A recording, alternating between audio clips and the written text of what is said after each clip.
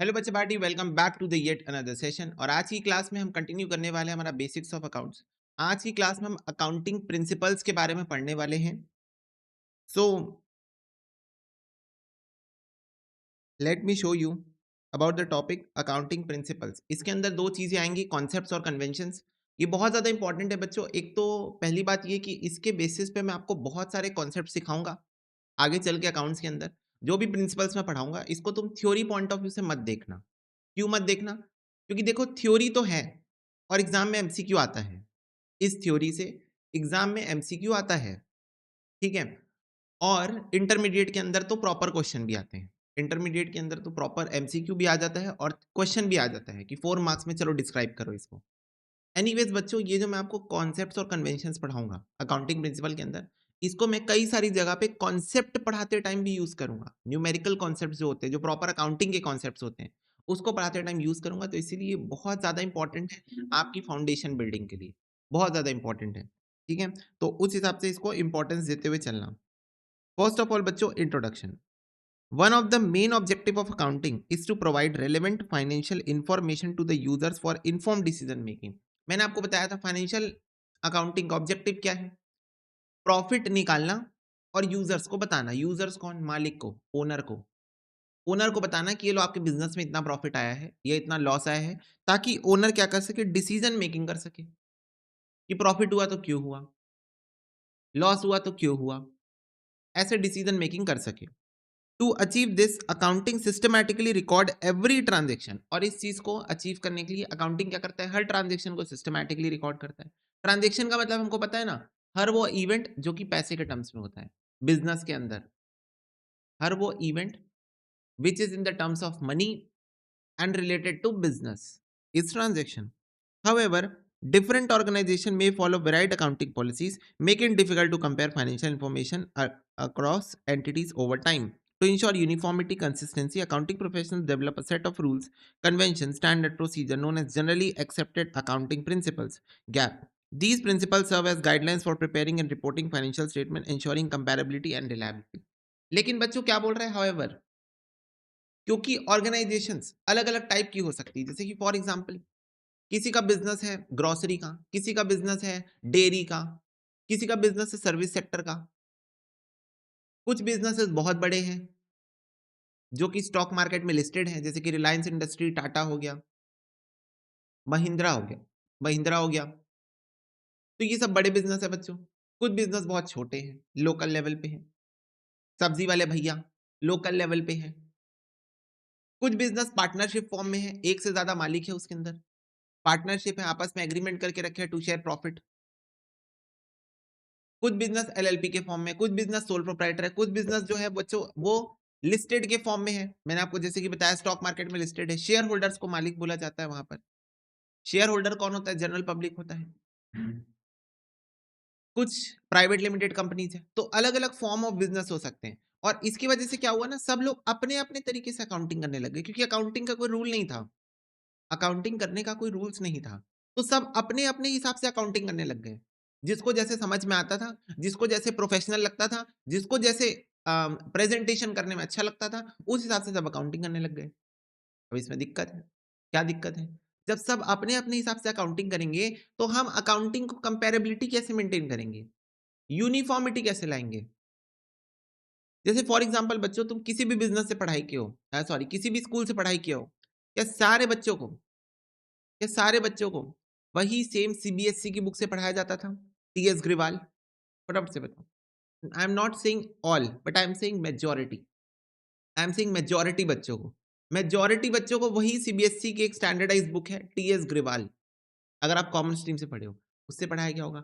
अगर आप मैथ से पढ़े हो बच्चों, तो आर डी शर्मा। अगर आप मैथ से पढ़े हो तो आर डी शर्मा। और एक तो बेसिक बुक थी एनसीईआरटी।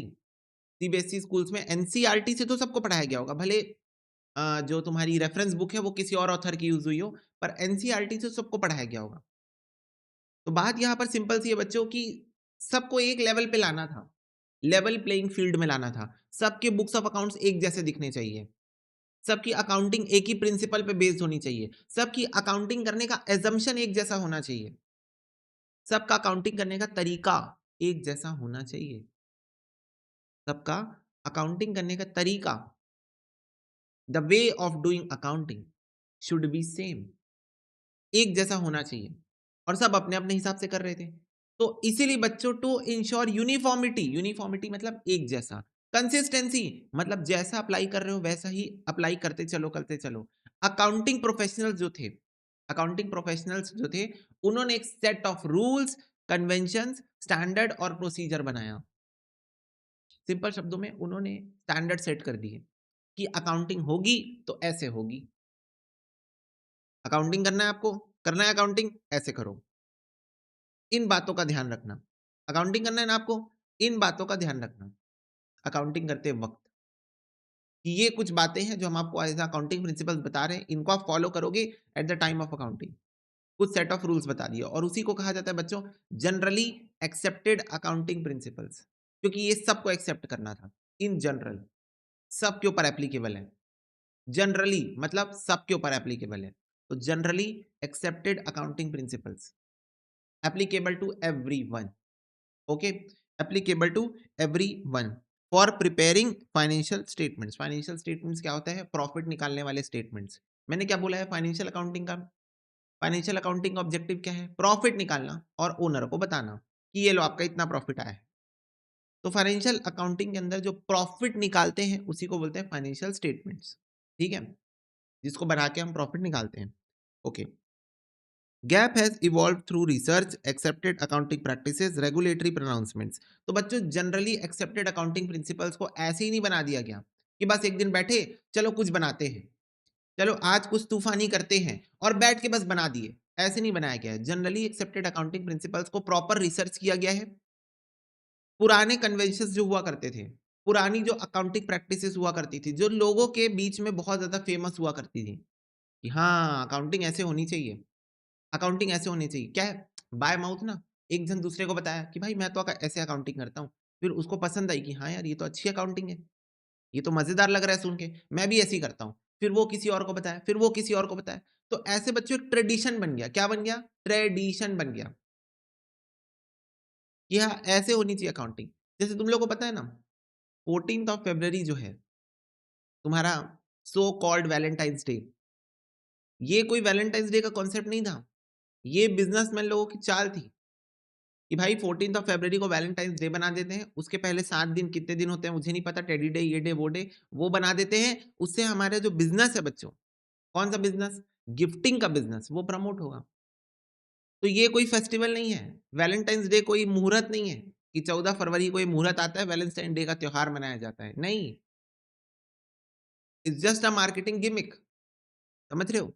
और इसको क्या किया गया? ट्रेडिशनली लाया गया कि हाँ, चलो इसको ट्रेडिशन वाइज़ फैला देते हैं। Same cheese goes with diamond. तुमको पता है ना डायमंड की कोई इंट्रिंसिक वैल्यू नहीं है। मतलब डायमंड की कोई रीसेल वैल्यू नहीं है, पता है? समझ रहे हो कि नहीं समझ रहे हो? डायमंड की कोई रीसेल वैल्यू नहीं है। ये तो मूवीज़ में दिखा-दिखा के कि wow diamond ring, oh my God! Diamond ring से लड़के लड़कियों को प्रपोज़ करते हैं। लड़कियाँ फैंटेसाइज़ होती है डायमंड रिंग से, तो लड़कियों को फैंटेसाइज़ कर दिया गया और लड़के भी फिर पीयर प्रेशर में आ गए कि चलो डायमंड रिंग ही देना पड़ेगा। और डायमंड की कोई रीसेल वैल्यू नहीं है, कोई इंट्रिंसिक वैल्यू नहीं है, जैसे गोल्ड की है, सिल्वर की है, वैसे डायमंड की नहीं। प्लैटिनम की भी है, पर डायमंड की नहीं है। समझ रहे हो? तो ये सब चीज़ समझनी पड़ती है। तो ये होते हैं बच्चों कस्टम्स, ट्रेडिशंस, जो ट्रेडिशनली सोसाइटी में आया हो कोई चीज़, जो कोई चीज़ सोसाइटी में ट्रेडिशनली एक्सेप्ट किया गया हो। समझ रहे हो? और रेगुलेटरी प्रोनाउंसमेंट्स यानी कि जो हमारी कंट्री के अंदर लॉज़ हैं, उन लॉ का ध्यान रखते हुए। कोई भी ऐसा अकाउंटिंग प्रिंसिपल के अंदर हम बात ना करें जो कि किसी भी लॉ को वायलेट कर रहा हो, किसी भी लॉ के अगेंस्ट में जा रहा हो। तो रेगुलेटरी प्रोनाउंसमेंट्स को ध्यान में रखते हुए गैप को बनाया गया। तो किन 3 चीज़ों को ध्यान में रख के बनाया गया? हमारी जो पुराने कस्टम्स प्रैक्टिसेस चलते हुए आ रही थी उसको, ठीक है? Proper research of the market और रेगुलेटरी प्रोनाउंसमेंट्स, इन चीज़ों को ध्यान में रखते हुए बनाया गया। इंडिया के अंदर financial statement must comply with accounting standard issued by institute of chartered accountants of India and legal requirement under relevant statute. Schedule 3 of companies act, these standards and legal rules are based on gap principles ensuring financial consistency accuracy। India के अंदर बच्चों institute of chartered accountants of India responsible है accounting standards बनाने के लिए। Accounting standards भी क्या होते हैं? डिटेल्ड रूल्स एंड रेगुलेशंस होते हैं on every item of financial statement. Financial statement क्या होता है? बिजनेस का प्रॉफिट निकालने का तरीका, उसी को बोलते हैं फाइनेंशियल स्टेटमेंट। फाइनेंशियल स्टेटमेंट का यूज करके बिजनेस का प्रॉफिट निकाला जाता है। उसको बनाने के लिए प्रॉपर अलग अलग आइटम्स के लिए अलग अलग रूल्स दिए गए हैं, उसको बोलते हैं अकाउंटिंग स्टैंडर्ड्स। क्या बोलते हैं? अकाउंटिंग के स्टैंडर्ड्स। अकाउंटिंग स्टैंडर्ड्स, उसी को यूज करके लोग अकाउंटिंग करते हैं।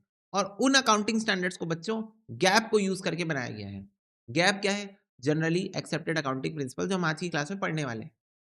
ठीक है, कुछ प्रिंसिपल्स है बच्चों, उन प्रिंसिपल को यूज करके रूल्स बनाए गए हैं। उन रूल्स का नाम है अकाउंटिंग स्टैंडर्ड्स, और उन्हीं रूल्स को यूज करके आप अकाउंटिंग करते हो। Okay, yes, golden rules of accounting तो जर्नल एंट्री में है। फिर है बच्चों accounting principles, concepts and conventions. तो इधर देखो, accounting principles are universally accepted rules that guide accountant in recording, reporting transaction. This ensure consistency, accuracy. Classification of accounting principle concepts: fundamental assumption that define the structure of financial reporting, estimated customs and tradition that influence practical application. तो बच्चों accounting principles के अंदर हमको दो चीज पढ़नी है, concepts और कन्वेंशन। कॉन्सेप्ट्स क्या होता है? कुछ फंडामेंटल एजम्पशन जो कि आपको लेना जरूरी है अगर आप अकाउंटिंग कर रहे हो, तो कुछ बेसिक एजम्पशंस जो आपको लेना ही पड़ेगा अगर आप अकाउंटिंग करने बैठे हो। अगर आप ये एजम्पशंस नहीं लोगे तो आप सही से अकाउंटिंग नहीं कर पाओगे, सही से ट्रांजैक्शंस को अपनी बुक्स में रिकॉर्ड नहीं कर पाओगे अगर आप ये एजम्पशंस नहीं लेके चलोगे। कुछ कुछ चीजें बेसिक एजम्पशन होती है। जैसे बच्चों एक मेरे को एक बात बताओ फटाफट से, क्या सारे बच्चे मेरे को एक बात बताओ फटाफट से, अगर मैं ये सोचूं कि मैं आज अपना बिजनेस चालू कर रहा हूं, एक हफ्ते में तो ये बंद हो जाएगा। मैं आज अपना बिजनेस चालू कर रहा हूं, एक हफ्ते में तो ये बंद हो जाएगा। तो अब बताओ, ऐसा बिजनेस जो एक हफ्ते में वैसे भी बंद होने वाला है, क्या मैं इसकी अकाउंटिंग सही से कर पाऊंगा?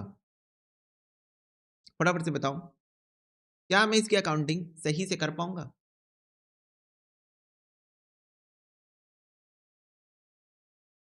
बोलो। या फिर ऐसा बिजनेस बच्चों जो 6 महीने में बंद हो जाएगा, ऐसा बिजनेस जो 6 महीने में बंद हो जाएगा। अब याद करो, हमने पढ़ा था मीनिंग ऑफ एसेट्स। एसेट्स के अंदर बच्चों दो टाइप के एसेट होते हैं, non current asset, current asset. Non current asset वो वाला एसेट होता है जो 1 साल से ज्यादा मेरे पास होता है। ऐसा एसेट जो कि 1 साल से ज्यादा मैं होल्ड करके रखता हूं, अपने बिजनेस में यूज करता हूं, वो होता है non current asset. Current asset क्या होता है? जो 1 साल से कम होता है और कैश में कन्वर्ट हो जाता है। 1 साल के अंदर ही जो एसेट कैश में कन्वर्ट हो जाता है। अच्छा, even cash is a current asset. Okay, even cash is itself is a current asset. Cash itself is a current asset. Okay, अब वो सारे आइटम जो कि 1 साल के अंदर कैश में कन्वर्ट हो जाएंगे वो भी करंट एसेट ही होते हैं। तो बच्चों मेरे को एक बात बताओ, जब मेरा बिजनेस ही 6 महीने चलने वाला है तो मैं कैसे डिफाइन करूं कि कौन सा करंट और कौन सा नॉन करंट है? मेरे लिए तो सारे एसेट करंट हो गए ना, क्योंकि बिजनेस ही 6 महीने का है। बोलो यस और नो। मेरे लिए तो सारे ही एसेट करंट हो गए, क्योंकि बिजनेस ही 6 महीने का है, 6 महीने का बिजनेस है, 1 साल का तो बिजनेस ही नहीं है। तो आ रही बात समझ में? तो पहला बेसिक एजम्पशन जो मुझे लेना पड़ेगा अकाउंटिंग करते वक्त, वो लेना पड़ेगा गोइंग कंसर्न। गोइंग कंसर्न मतलब कि मेरा बिजनेस चलेगा अप टू इन्फिनिटी। इन्फिनिटी मतलब मेरा बिजनेस कभी बंद ही नहीं होगा। मैं इस इंटेंशन से बिजनेस स्टार्ट कर रहा हूं कि मैं इसको चलाते जाऊंगा, चलाते जाऊंगा, चलाते जाऊंगा। मेरे जाने के बाद मेरे बच्चे चलाएंगे, मेरे बच्चों के जाने के बाद मेरे बच्चे चलाएंगे, उनके बच्चे चलाएंगे, और उनके बच्चों के जाने के बाद उनके बच्चे चलाएंगे। ऐसा एजम्पशन सही भी है ना? फटाफट से बताओ, क्या मैं कोई बिजनेस चालू करूंगा ये सोच के कि मुझे इसको बंद करना है, या मैं ये सोच के चालू करूंगा कि मुझे भी अंबानी बनना है, मुझे भी टाटा बनना है, मुझे भी बिरला बनना है? बोलो, क्या सोच के चालू करूंगा मैं अपना बिजनेस? माइंडसेट क्या होना चाहिए बच्चों? इसको बनाना है बड़ा स्टार्टअप, इसको बनाना है करोड़ों का बिजनेस, इडली दिम्मेट, फैंसी कार, है ना? तो इसको बनाना है बच्चों बड़ा business. I am a billionaire. Okay, तो यही सोच के बिजनेस स्टार्ट करूंगा ना। तो बच्चों ये एजम्पशन जस्टिफाइड है कि नहीं है, ये बताओ, सारे बच्चे बताओ। ये मैंने एक बेसिक एजम्पशन ली है अकाउंटिंग करने के लिए कि मेरा बिजनेस चलते जाएगा, चलते जाएगा, चलते जाएगा, चलते जाएगा, चलते जाएगा, चलते जाएगा, खत्म ही नहीं होगा कभी। चलते ही जाएगा। ये मैंने असम्पशन ली है। कब? अकाउंटिंग करते वक़्त।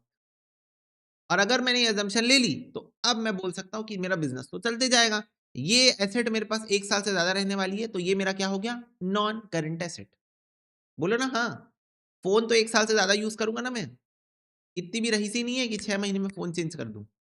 ओके? तो ये एसेट मेरे पास 1 साल से ज़्यादा रहेगा। तो ये क्या हो गया? Non current asset. एक एसेट मेरे पास 1 साल से कम रहेगा, वो हो जाएगा करंट एसेट। तो अब मैं ये असम्पशन ले सकता हूँ, अब मैं ये चीज़ कर सकता हूँ, करंट नॉन करंट अब कर सकता हूँ। पहले मैं सोच रहा था कि मेरा बिज़नेस तो 6 महीने चलेगा, तब नहीं कर पा रहा, क्योंकि जब बिज़नेस ही 6 महीने का है, तो काहे का करंट और काहे का नॉन करंट, सब कुछ करंट हो जाता। लेकिन अब मैं सोच रहा हूँ मेरा बिज़नेस कभी बंद ही नहीं होगा, मेरा बिज़नेस चलते जाएगा, चलते जाएगा, चलते जाएगा, चलते जाएगा, चलते जाएगा। समझ रहे हो? यस।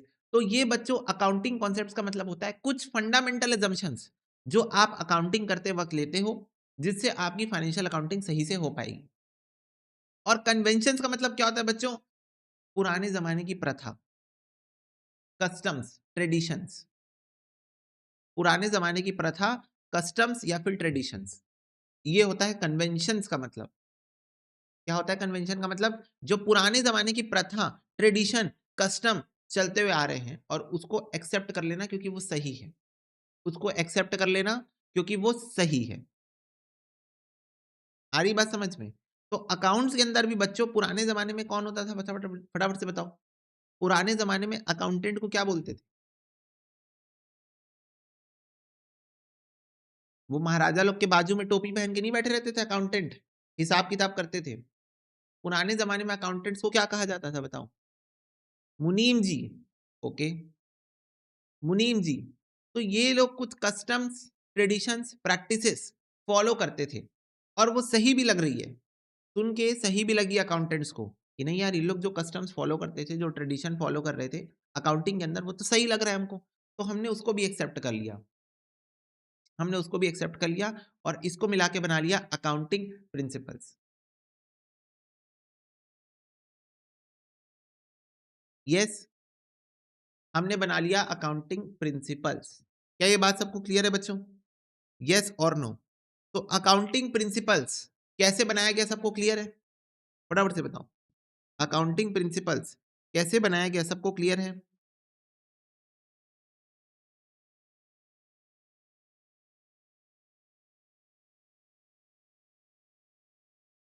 2 पार्ट में है ये, कॉन्सेप्ट्स और कन्वेंशंस। ठीक है?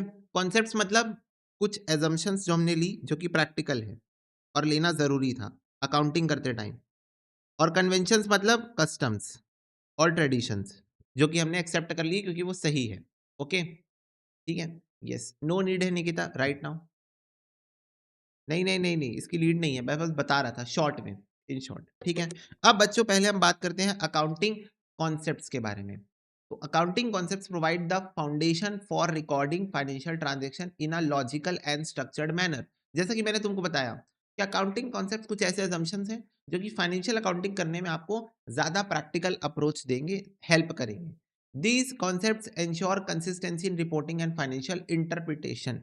ठीक है? ओके। अब देखो, पहला असम्पशन है बच्चों बिज़नेस एंटिटी कॉन्सेप्ट।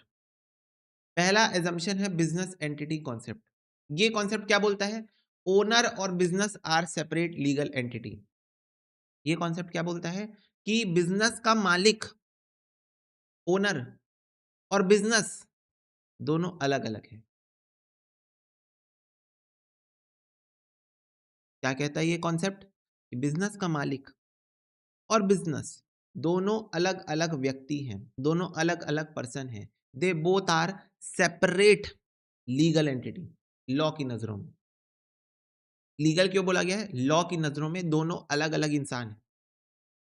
बिज़नेस अलग इंसान है, आर्टिफ़िशियल इंसान है, पैदा नहीं हुआ है, बनाया गया है। तो बिज़नेस एक आर्टिफ़िशियल इंसान है और पर्सन ओनर जो है वो एक अलग इंसान है। दोनों अलग-अलग हैं। Business and owner are separate legal entity.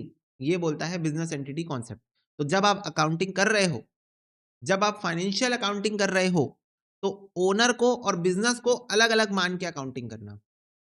Owner को और बिजनेस को अलग अलग मान के अकाउंटिंग करना। ये है पहली अजम्पशन बच्चों, ये देखो। This concept treat the business as a separate entity distinct from its owner. ठीक है, तो आपका जो बिजनेस है और जो उस बिजनेस का ओनर है, दोनों अलग अलग इंसान हैं। ये आपको मान के चलना है अकाउंटिंग करते वक्त।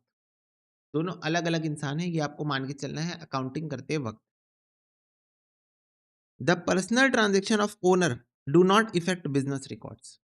ओनर के पर्सनल ट्रांजेक्शन्स, ओनर अपने घर के लिए सब्जी खरीद के लेके जाता है, ओनर अपने घर के लिए टीवी खरीदता है, ओनर अपने घर का बिजली बिल भरता है, ओनर अपने पर्सनल मोबाइल का रिचार्ज कराता है, ओनर अपनी फैमिली के साथ घूमने जाता है, ओनर अपनी फैमिली के बर्थडे पार्टीज मनाता है, अपनी फैमिली के साथ ट्रिप में जाता है। ये सारे पर्सनल ट्रांजेक्शन है ओनर के, इसको आप बिजनेस में रिकॉर्ड नहीं करोगे। इन ट्रांजेक्शन्स को आप बिजनेस की बुक्स के अंदर, बिजनेस की बुक्स ऑफ अकाउंट्स के अंदर, वो बुक जिसके अंदर आप ट्रांजैक्शन लिखते हो, बिजनेस वाली बुक के अंदर आप इसको रिकॉर्ड नहीं करोगे। ओके, बोलो।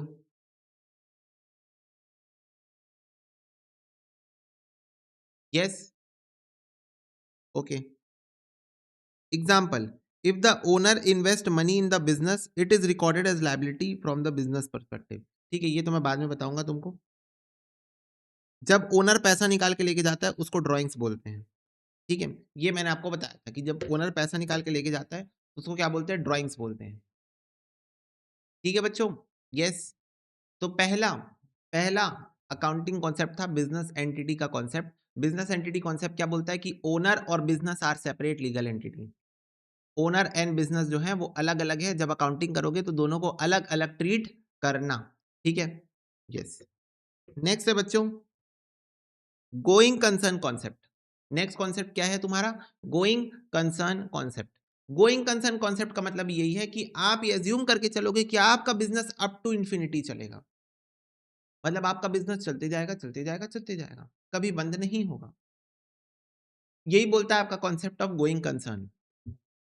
एज्यूम करो that a business will continue its operation for the foreseeable future. तो बिजनेस जो है वो अपने ऑपरेशंस को हमेशा कंटिन्यू करेगा इन द फोरसीएबल फ्यूचर, आने वाले समय में। मतलब बिजनेस कभी भी बंद नहीं होगा। Financial statements prepare with the expectation that the company will not be liquidated soon. Financial statements जो आप बनाते हो, यानी कि जो कंपनी का वही प्रॉफिट निकालने वाला स्टेटमेंट आप बनाते हो, वो स्टेटमेंट आप यही एज्यूम करके बनाते हो कि कंपनी आने वाले समय में बंद नहीं होने वाली है। लिक्विडेट मतलब होता है बंद हो जाना। लिक्विडेट का मतलब होता है बंद हो जाना। ठीक है, तो कंपनी आने वाले समय में बंद नहीं होने वाली है, ये आप एज्यूम करके चलते हो। Investor creditor rely on this assumption when making long term decisions. और इसीलिए बच्चों जो इन्वेस्टर होते हैं, जो आपकी कंपनी में पैसा लगाते हैं, और क्रेडिटर होते हैं जो आपको उधार में सामान देते हैं, वो लोग आपकी फाइनेंशियल स्टेटमेंट्स को पढ़ते हैं। आपकी फाइनेंशियल स्टेटमेंट जहां पर आप प्रॉफिट निकाले होते हो उसको पढ़ते हैं, उसी बेसिस पे आपको पैसे देते हैं। समझ रहे हो, आपको कोई भी इंसान पैसा तभी देगा जब आप ज्यादा प्रॉफिट कमा रहे हो। समझे, तो फाइनेंशियल स्टेटमेंट को पढ़ के ही प्रॉफिट दिया जाता है। तो गोइंग कंसर्न कॉन्सेप्ट क्या बोलता है, आप अभी के लिए फिलहाल ये जो एग्जांपल्स लिखे हैं इसको छोड़ो, आप कॉन्सेप्ट पे फोकस करो। बिजनेस एंटिटी मतलब बिजनेस और ओनर अलग अलग है। गोइंग कंसर्न मतलब कि आपका बिजनेस चलते जाएगा चलते जाएगा चलते जाएगा। ठीक है, वो रुकेगा नहीं। क्लियर है ये बात? यस। एनुअल रिपोर्ट्स का मतलब ये होता है फाइनेंशियल स्टेटमेंट। नेक्स्ट है बच्चों पीरियोडिसिटी और अकाउंटिंग पीरियड का कॉन्सेप्ट। पीरियोडिसिटी और अकाउंटिंग पीरियड का कॉन्सेप्ट क्या बोलता है कि आप अपने बिजनेस के फाइनेंशियल स्टेटमेंट एक फिक्स पीरियड के बाद बनाओगे। आपका बिजनेस एक फिक्स पीरियड की साइकिल को फॉलो करेगा। Divide the infinite life of the business into specific time period, monthly, quarterly, annually for reporting. तो बोल रहा है कि आपका बिजनेस तो चलते जाएगा, गोइंग कंसर्न, चलते जाएगा चलते जाएगा चलते जाएगा। तो आप प्रॉफिट कब निकालोगे फिर? आपको एक डेट डिसाइड करनी पड़ेगी। आपको हर साल में एक डेट डिसाइड करनी पड़ेगी। आप उसको मंथली कर लो, क्वार्टरली कर लो यानी हर 3 महीने में, या एनुअली कर लो हर 1 साल में। पर आप एक डेट फिक्स कर लो कि इस दिन मैं अपने बिजनेस का प्रॉफिट निकालूंगा हर साल। हर साल इस दिन मैं अपने बिजनेस का प्रॉफिट निकालूंगा। तो वो बोलता है पीरियोडिसिटी कॉन्सेप्ट कि आपके बिजनेस की जो इनफाइनाइट लाइफ है, नेवर एंडिंग लाइफ है, उसको आप स्पेसिफिक टाइम पीरियड्स में बाँट दो और हर उस टाइम पीरियड के बाद अपने बिज़नेस का प्रॉफिट निकालना। जैसे मान लो हर 1 महीने के बाद, तो हर 1 महीने के बाद अपने बिज़नेस का प्रॉफिट निकालना या हर 6 महीने के बाद, तो हर 6 महीने के बाद अपने बिज़नेस का प्रॉफिट निकालना। समझ रहे हो? तो पीरियोडिसिटी कॉन्सेप्ट बोलता है कि आप एक टाइम फिक्स कर लो, कि आप हर इतने दिन के बाद अपने बिज़नेस का प्रॉफिट निकाल के चेक करोगे, कि आपका बिज़नेस कैसा परफ़ॉर्म कर रहा है। ओके? जनरली बच्चों ये जो टाइम पीरियड होता है वो 1 साल का होता है, 1 साल का होता है और ये जो 1 साल का पीरियड होता है, ये अकाउंटिंग के अंदर, टैक्सेशन के अंदर, अकाउंट्स के अंदर, टैक्सेशन के अंदर, पूरे वर्ल्ड लेवल पे भी 1 अप्रैल से 31 मार्च का फॉलो किया जाता है। ठीक है? 1 अप्रैल से 31 मार्च, 1 जनवरी से 31 दिसंबर नहीं फॉलो किया जाता है। क्वार्टरली मतलब होता है बेटा 3 मंथ्स, क्वार्टरली मतलब होता है 3 मंथ्स। ठीक है? ओके। तो जनरली बच्चों ये जो पीरियड होता है, जनरली मैं बता रहा हूँ वो 1 साल का माना जाता है, 1 ईयर का और वो जो 1 ईयर का पीरियड होता है वो 1 अप्रैल से 31 मार्च माना जाता है। इसी को बोलते हैं फाइनेंशियल ईयर। इसका नाम है बच्चों फाइनेंशियल ईयर। जैसे 1 जनवरी से 31 दिसंबर होता है ना, उसको बोलते हैं कैलेंडर ईयर। क्या बोलते हैं उसको? कैलेंडर ईयर बोलते हैं। 1 जनवरी से 31 दिसंबर का जो पीरियड होता है 1 साल, इसको बोलते हैं कैलेंडर ईयर। क्या बोलते हैं? कैलेंडर ईयर बोलते हैं। वैसे ही 1 अप्रैल से 31 मार्च अकाउंटिंग के लिए ईयर माना जाता है। किसके लिए माना जाता है? अकाउंटिंग के लिए। ये भी 12 महीने ही है। 1 अप्रैल से 31 मार्च 12 महीने ही है, पर इसको अकाउंटिंग ईयर यानी कि फाइनेंशियल ईयर बोला जाता है। क्या बोला जाता है? Financial year for the purpose of accounting. तो सारे बिज़नेसेस जो होते हैं ना इंडिया के अंदर, वो अपना प्रॉफिट 31 मार्च को निकालते हैं। हर 1 साल में, हर साल। हर साल 31 मार्च को सारे बिज़नेसेस अपने प्रॉफिट निकालते हैं। इसको क्या कहा जाता है? इसको फाइनेंशियल ईयर कहा जाता है। तो पीरियोडिसिटी का कॉन्सेप्ट यही बोलता है कि आप एक डेट फिक्स कर लो कि आप हर महीने या हर साल इस दिन अपना प्रॉफिट निकालोगे और जनरली वो समय 1 साल माना जाता है। आप अपने हिसाब से कुछ भी सिलेक्ट कर सकते हो, पर जनरली वो पीरियड 1 साल का माना जाता है और वो डेट होती है 31 मार्च। 1 अप्रैल से 31 मार्च 1 साल माना जाता है अकाउंटिंग पर्पज़ के लिए। किसके लिए? अकाउंटिंग, फाइनेंशियल अकाउंटिंग पर्पज़ के लिए। ओके? बोलो।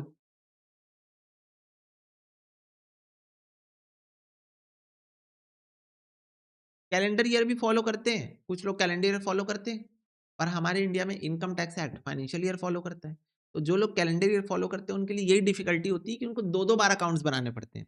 2 बार अकाउंटिंग करनी पड़ती है। क्यों? क्योंकि फॉलो तो वो लोग कैलेंडर ईयर कर रहे हैं, पर इनकम टैक्स आपसे डेटा माँगता है फाइनेंशियल ईयर के अकॉर्डिंग। समझ रहे हो?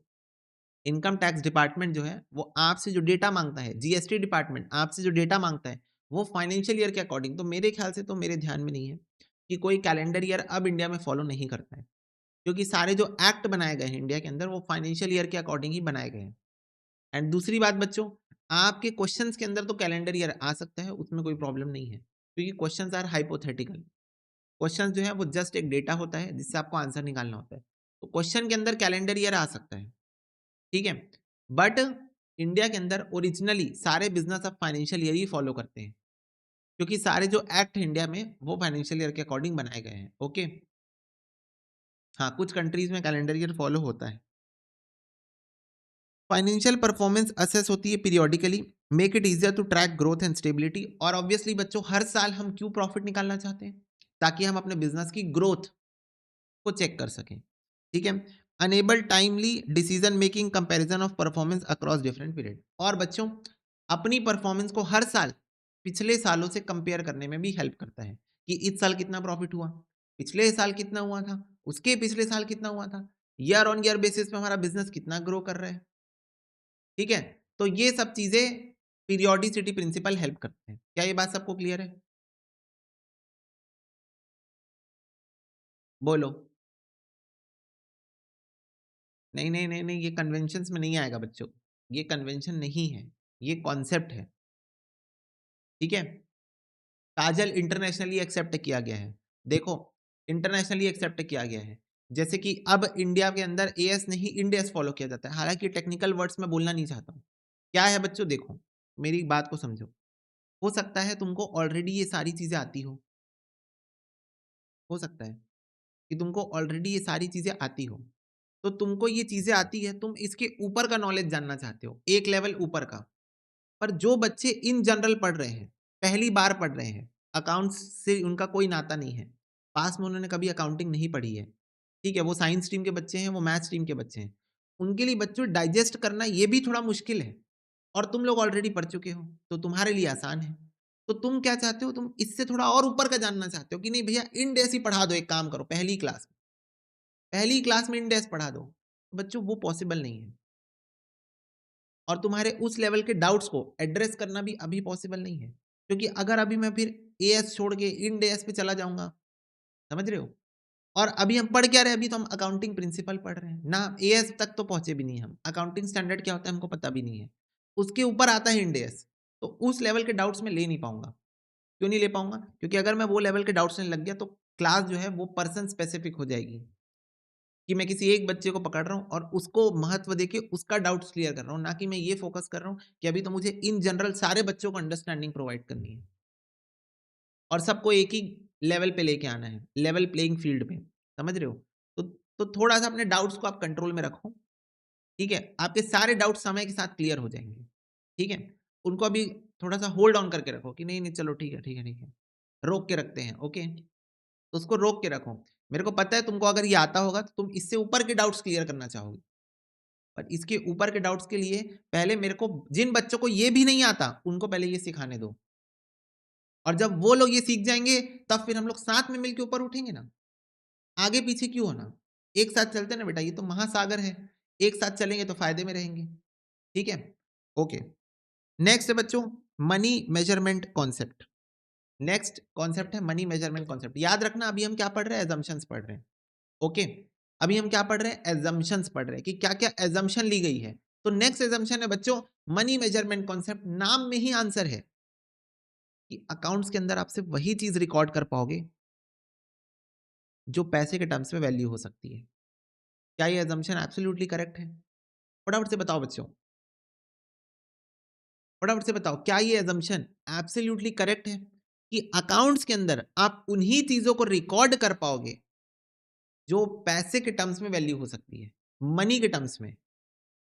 इंडिया के अंदर रुपीस के टर्म्स में, यूएस के अंदर डॉलर के टर्म्स में। आ रही बात समझ में? तो मनी मेजरमेंट कॉन्सेप्ट क्या बोलता है कि अकाउंट्स के अंदर आप वही चीज रिकॉर्ड कर पाओगे, अकाउंट्स के अंदर आप वही चीजें रिकॉर्ड कर पाओगे जो कि जो कि पैसे के टर्म्स में वैल्यू हो सकती है, मनी के टर्म्स में वैल्यू हो सकती है। Only transactions measurable in monetary terms are recorded. ठीक है? तो वही ट्रांजेक्शन्स बच्चों जो कि आप मॉनेटरी टर्म्स में मेजर कर सकते हो, आप उन्हीं को अकाउंट्स के अंदर रिकॉर्ड कर सकते हो। आप उन्हीं को अकाउंट के अंदर रिकॉर्ड कर सकते हो। Non monetary factors like employ की स्किल्स, ब्रांड का reputation in the market, customer की loyalty are not included in financial statement. मेरे को एक बात बताओ, आपके पास एक स्किल्ड एम्प्लॉय है, तो क्या आप उसकी स्किल्स को रिकॉर्ड कर पाओगे फाइनेंशियल अकाउंटिंग में? फटाफट से बताओ, बोलो। क्या आप उस एम्प्लॉय की स्किल को रिकॉर्ड कर पाओगे? स्किल को कैसे रिकॉर्ड करेंगे? आप उस एम्प्लॉय को जो सैलरी दे रहे हो, आप उसको रिकॉर्ड कर लोगे, आप उसको रिकॉर्ड कर पाओगे। आप जो उस एम्प्लॉयी को सैलरी दे रहे हो, वो आप पैसे में दे रहे हो, तो वो आप रिकॉर्ड कर पाओगे, पर वो एम्प्लॉयी बहुत स्किल्ड एम्प्लॉयी है, बहुत दिमाग है उसके पास।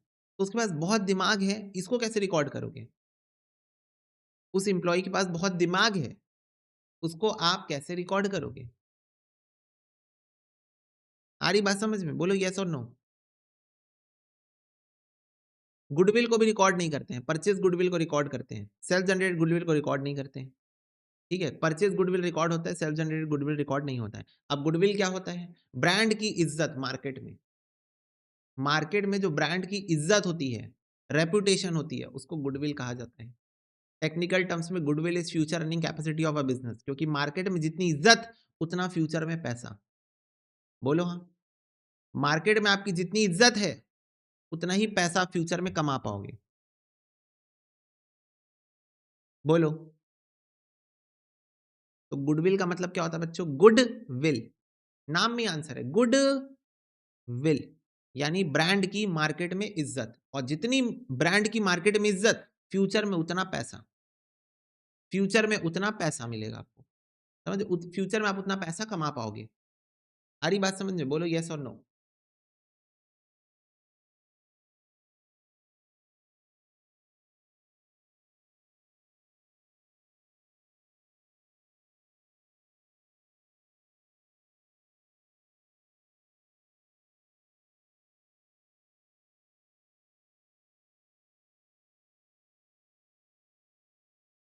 ओके, नेक्स्ट है बच्चों एक्रूवल कॉन्सेप्ट। नेक्स्ट है accrual concept. Money measurement concept हो गया, एक्रूवल कॉन्सेप्ट। एक्रूवल कॉन्सेप्ट क्या बोलता है? रिकॉग्नाइज करो ट्रांजेक्शन को when occur, not when cash is received और पेड। मेरे को एक बात बताओ, इधर देखो, इधर देखो, मेरे को एक बात बताओ।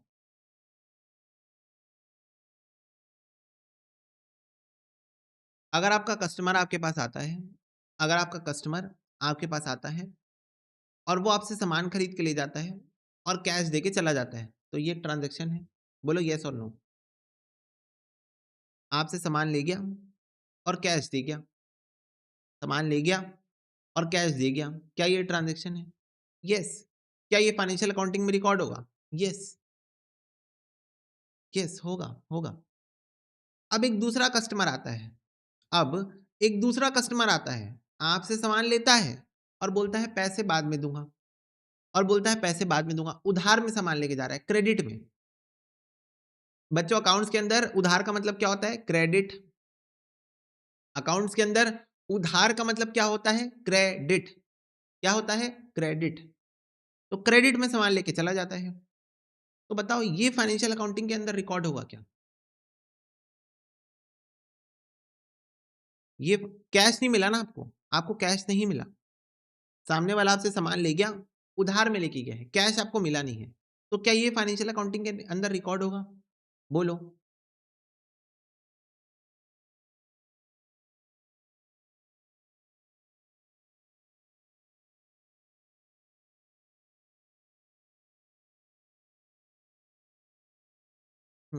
सारे बच्चे बोल रहे होगा।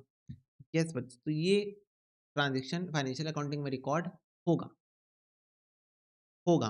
अब तुम बोलोगे भैया पर कैश तो मिला नहीं, पर भैया कैश तो मिला नहीं, तो मैंने कहा मिल जाएगा ना, उधार में सामान लेके गया कस्टमर, फ्यूचर में दे देगा ना पैसा।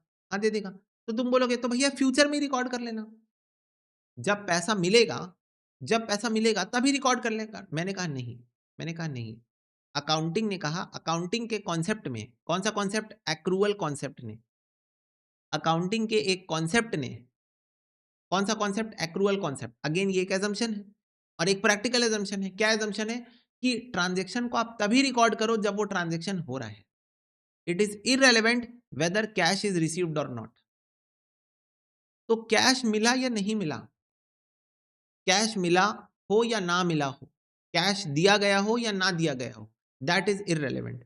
कोई भी ट्रांजेक्शन अगर बिजनेस में हो रहा है तो आप उसको इमीडिएटली रिकॉर्ड करो बुक्स के अंदर।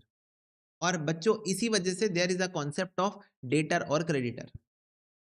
इसीलिए there is a concept of debtor और क्रेडिटर। डेटर कौन है? जिससे मेरे को पैसे मिलने हैं। क्रेडिटर कौन है? जिसको मैं पैसे दूंगा फ्यूचर में। डेटर से मेरे को पैसा मिलेगा फ्यूचर में, और क्रेडिटर वो है जिसको मैं पैसे दूंगा फ्यूचर में। तो उधार में ट्रांजेक्शन बिजनेस में होते हैं, बिजनेस में क्रेडिट में ट्रांजेक्शन होते हैं। क्रेडिट मतलब उधार।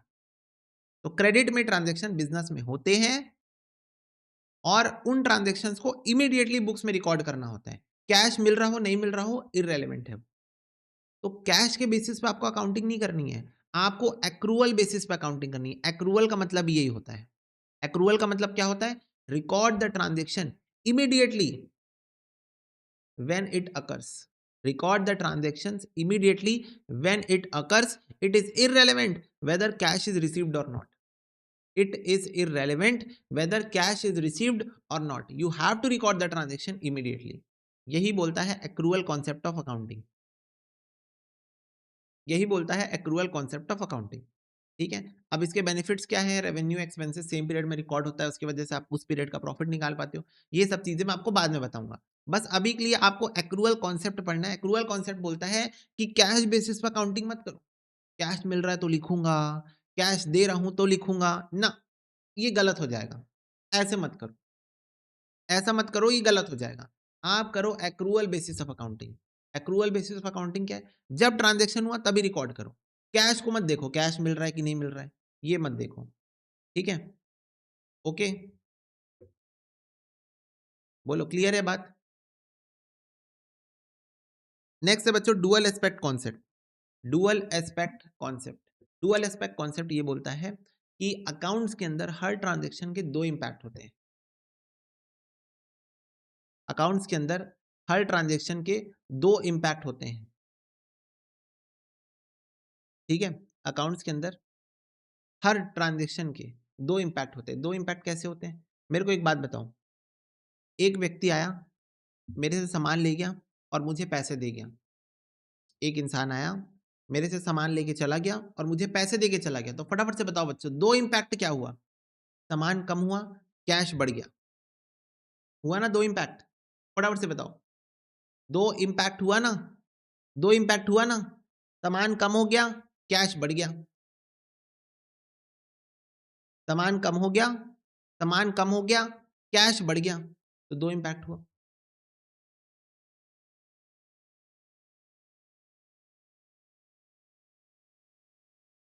आ रही बात समझ में? तो इसी के हिसाब से हर अकाउंटिंग के अंदर जो भी आप ट्रांज़ैक्शंस रिकॉर्ड करते हो, जो भी ट्रांज़ैक्शंस आप रिकॉर्ड करते हो उसके 2 इम्पैक्ट होते हैं।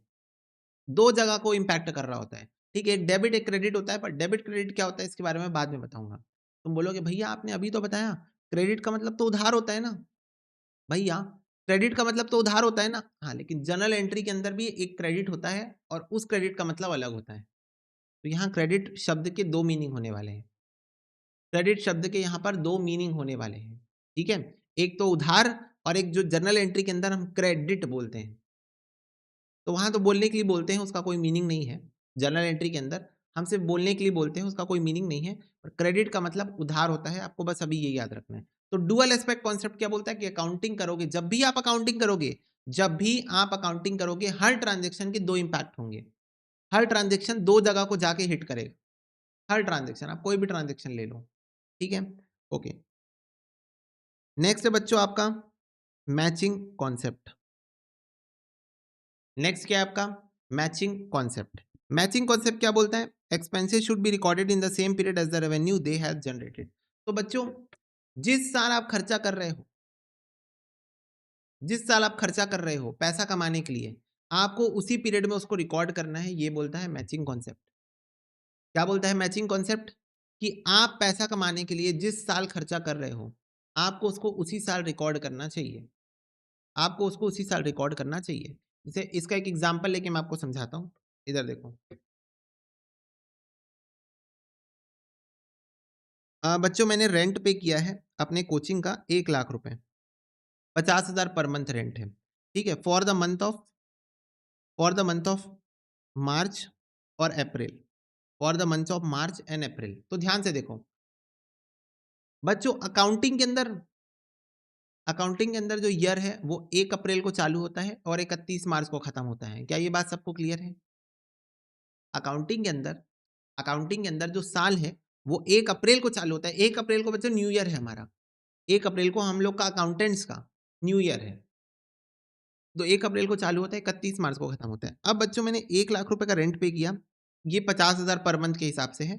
तो मुझे एक बात बताओ, 50,000 का रेंट मैंने मार्च के लिए पे किया है और 50,000 का रेंट मैंने अप्रैल के लिए पे किया है। बोलो येस और नो? येस और नो बच्चों? पे कब किया हूँ? पे तो मैं मार्च में किया हूँ। पेमेंट मैंने यहीं पर की है मार्च में, यहाँ पर। यहाँ पर मैंने पेमेंट की है, मार्च की शुरुआत में। 2 महीने का रेंट पे किया हूँ, मार्च का भी पे कर दिया और अप्रैल का भी पे कर दिया। अब मुझे एक बात बताओ, मैंने पेमेंट तो मार्च में कर दी, कैश चला गया। 1 लाख रुपए का कैश, 1 लाख रुपए का कैश चला गया मार्च में ही चला गया। लेकिन ये जो मेरी पेमेंट थी वो 50,000 मार्च की है, 50,000 अप्रैल की है। और यहाँ पर बच्चों है न्यू ईयर। इस न्यू ईयर के बाद ये है मेरा नेक्स्ट ईयर, ये मेरा अगला साल है और ये मेरा पिछला साल है, ठीक है? तो मुझे एक बात बताओ, जो 1 लाख रुपए का मैंने रेंट पे किया है, जो मैंने 1 लाख रुपए का रेंट पे किया है, वो मैंने 50,000 इस साल के लिए पे किया है और 50,000 अगले साल के लिए पे किया है। बोलो येस और नो? 50,000 इस साल के मार्च महीने के लिए पे किया हूँ और 50,000 अगले साल के अप्रैल महीने के लिए पे किया हूँ। यहाँ से अगला साल लग जाएगा ना, हमारा न्यू ईयर इस दिन आता है, ओके? ठीक है? ओके? हमारा अगला साल इस दिन आता है, इस दिन हमारा न्यू ईयर आता है। तो 50,000 मैंने नेक्स्ट ईयर के लिए पे किया है, 50,000 मैंने इसी साल के लिए पेमेंट किया है। तो बच्चों, ये बताओ कि मुझे पूरा 1 लाख रुपए इसी साल रिकॉर्ड कर लेना चाहिए, यहाँ पर 1 लाख रुपए, या इसको 50-50 हज़ार करके मार्च और अप्रैल में रिकॉर्ड करना चाहिए? बताओ क्या करना चाहिए? फटाफट से बताओ क्या करना चाहिए? ये 1 लाख रुपए मेरे को इसी साल मार्च में रिकॉर्ड कर लेना चाहिए, 1 लाख रुपए का खर्चा, 1 लाख रुपए का एक्सपेंस, 1 लाख रुपए का, खर्चों का मतलब क्या होता है? एक्सपेंस होता है। खर्चों का मतलब क्या होता है? एक्सपेंस होता है। तो 1 लाख रुपीस का एक्सपेंस मेरे को मार्च में ही रिकॉर्ड कर लेना चाहिए। मार्च में रिकॉर्ड कर लेना चाहिए कि 50,000 मार्च में और 50,000 अप्रैल में रिकॉर्ड करना चाहिए? बोलो, बताओ। 50,000 मार्च में और 50,000 अप्रैल में करना चाहिए। कैसे करना चाहिए? तो बच्चों, मुझे 50,000 मार्च में और 50,000 अप्रैल में रिकॉर्ड करना चाहिए। क्यों? Matching concept. अभी मैंने बोला, जस्ट अभी मैंने बोला, कैश ले रहे हो, कैश दे रहे हो, दैट इज इररेलेवेंट। इसके पहले वाले कॉन्सेप्ट में हमने पढ़ा एक्रूअल कॉन्सेप्ट। कौन सा कॉन्सेप्ट पढ़ा? Accrual concept. एक्रूअल कॉन्सेप्ट क्या बोलता है? That it is completely irrelevant कि कितना पैसा मिल रहा है, कितना पैसा जा रहा है।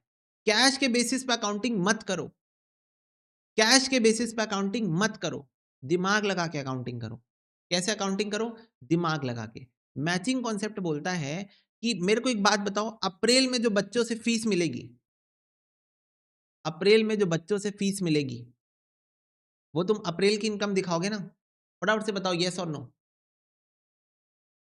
सारे बच्चे बताओ, अप्रैल में जो बच्चों से फीस मिलेगी, वो तुम अप्रैल की इनकम दिखाने वाले हो ना, कि अप्रैल में मैंने इतना रुपए कमाया, अप्रैल में मैंने इतना रुपए कमाया, ठीक है? तो ये जो तुमने 1 लाख रुपए का रेंट पे किया था, उसमें से 50,000 रेंट अप्रैल का था। तो अप्रैल का रेंट अप्रैल में लिखो ना जाके, तब तो सही से प्रॉफिट निकाल पाओगे। तुम लोग समझ रहे हो? तुम ब्लंडर कर दिए तुमने। बच्चों, तुमने तो गलती कर दी। क्या गलती कर दी? देखो, तुमने बोला भैया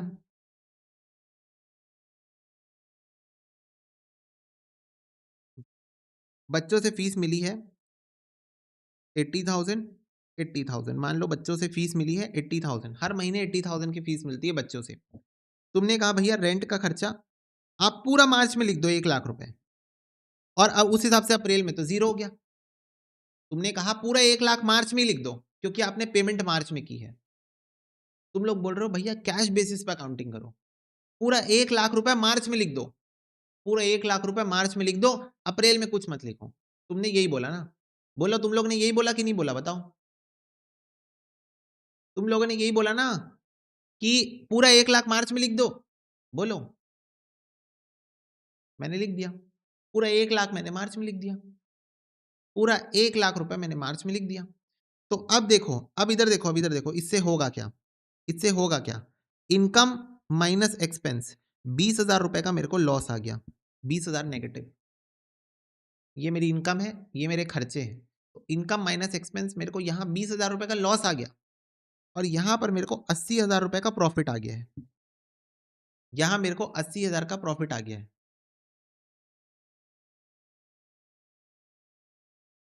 प्रॉफिट आ गया। अब देखो, अब देखो, अब मैं जो बोल रहा हूँ, मैं नहीं बोल रहा हूँ, मैचिंग कॉन्सेप्ट क्या बोल रहा है? मैचिंग कॉन्सेप्ट बोल रहा है कि जब का खर्चा है तभी रिकॉर्ड करो, कैश बेसिस मत फॉलो करो। तो फीस कितना है? 80,000, 80,000। अब देखो, माइनस रेंट। मैचिंग कॉन्सेप्ट बोल रहा है कि जब का खर्चा है, खर्चा कब का है कैसे पता चलेगा? उस खर्चे के अगेंस्ट में कब आप इनकम कब कमा रहे हो वो चेक करो। उस खर्चे के अगेंस्ट में जो आप खर्चा कर रहे हो, उससे इनकम तो होगी। जो भी खर्चा हम करते हैं उससे इनकम तो होती ही है। जैसे मान लो मैं खर्चा करता हूँ, कैलकुलेटर खरीद के लाता हूँ। खर्चा करके कैलकुलेटर खरीद के लाता हूँ, फिर उसको बेचता हूँ तो उससे इनकम होती है। फिर उसको बेचता हूँ तो उससे इनकम होती है ना? तो वैसे ही मैचिंग कॉन्सेप्ट बोलता है आप चेक करो ना कि आप जो खर्चा कर रहे हो उसकी इनकम कब होने वाली है। तो मैंने कहा मैं रेंट पे कर रहा हूँ अप्रैल और मार्च का। तो बोला कि तो ठीक है, तो उसकी इनकम कब होने वाली है? मैंने कहा अप्रैल की इनकम तो अप्रैल में ही होगी। तो उसने कहा जब इनकम होगी तभी खर्चा रिकॉर्ड करो ना। इनकम कब होने वाली है? अप्रैल में। तो अप्रैल का रेंट अप्रैल में लिखो जाके। मार्च में पेमेंट कर दियो, कोई दिक्कत नहीं है। कोई दिक्कत नहीं है। आपने 1 लाख रुपए की पेमेंट मार्च में कर दी ना, कोई दिक्कत नहीं है। रिकॉर्ड आप अप्रैल में ही करना, 50,000 रुपए का रेंट और 50,000 का मार्च में करना। तो उस हिसाब से 30,000 का प्रॉफिट आया मार्च में, 30,000 का प्रॉफिट आया अप्रैल में। अब बच्चों खुद देखो और बताओ कौन सा सिस्टमैटिक है? कौन सा तुम्हारे कॉमन सेंस को जस्टिफाई कर रहा है? बताओ।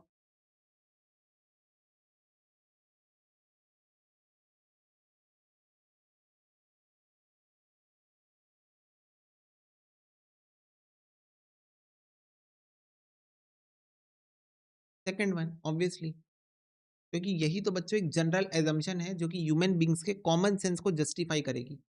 एजम्पशंस पढ़ रहे हैं हम लोग जो कि नॉर्मल इंसानों ने ही ली है। हम वो एजम्पशंस पढ़ रहे हैं जो कि नॉर्मल इंसानों की ही एजम्पशन है। ठीक है? भगवान आके नहीं बनाए थे अकाउंटिंग प्रिंसिपल, इंसानों की ही एजम्पशन है ये कि जब जिस पीरियड का खर्चा है उसी पीरियड में जाके उसको रिकॉर्ड करो। देखो क्या लिखा है यहाँ पर, expenses should be recorded in the same period as the revenue they help generated.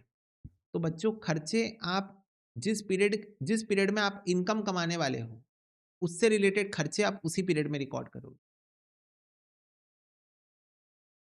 जिस पीरियड की आप इनकम लिख रहे हो, जिस पीरियड की आप इनकम कमा रहे हो, उससे रिलेटेड जो भी खर्चे हैं वो आप उसी पीरियड में लिखोगे। ठीक है? जिस पीरियड की आप इनकम कमा रहे हो, जिस पीरियड की आप इनकम कमा रहे हो, जिस पीरियड की आप इनकम कमा रहे हो, उससे रिलेटेड खर्चे आप उसी पीरियड में रिकॉर्ड करोगे। उससे रिलेटेड जो भी खर्चे होते हैं, उससे रिलेटेड जो भी खर्चे होते हैं, आप उसी पीरियड में रिकॉर्ड करोगे। क्या ये बात सबको क्लियर है? मैचिंग करते हुए चलना है आपको। क्या करते हुए चलना है? मैचिंग करते हुए चलना है। ओके? यस। इससे क्या होगा बच्चों? एक्यूरेट कैलकुलेशन ऑफ प्रॉफिट और लॉस होगा ऑफ अ स्पेसिफिक पीरियड। मेरे को बताओ, यहां पर हुआ ना accurate calculation of profit and loss, और यहां पर देखो तुम्हारे चक्कर में इनएक्यूरेट हुआ था। ठीक है? तो कौन सा एक्यूरेट है कौन सा इनएक्यूरेट है आप खुद ही देख लो। इससे फायदा क्या हुआ? एक्यूरेट कैलकुलेशन ऑफ प्रॉफिट, जो प्रॉफिट आपका निकला वो सही निकला। ठीक है? ओके। यस।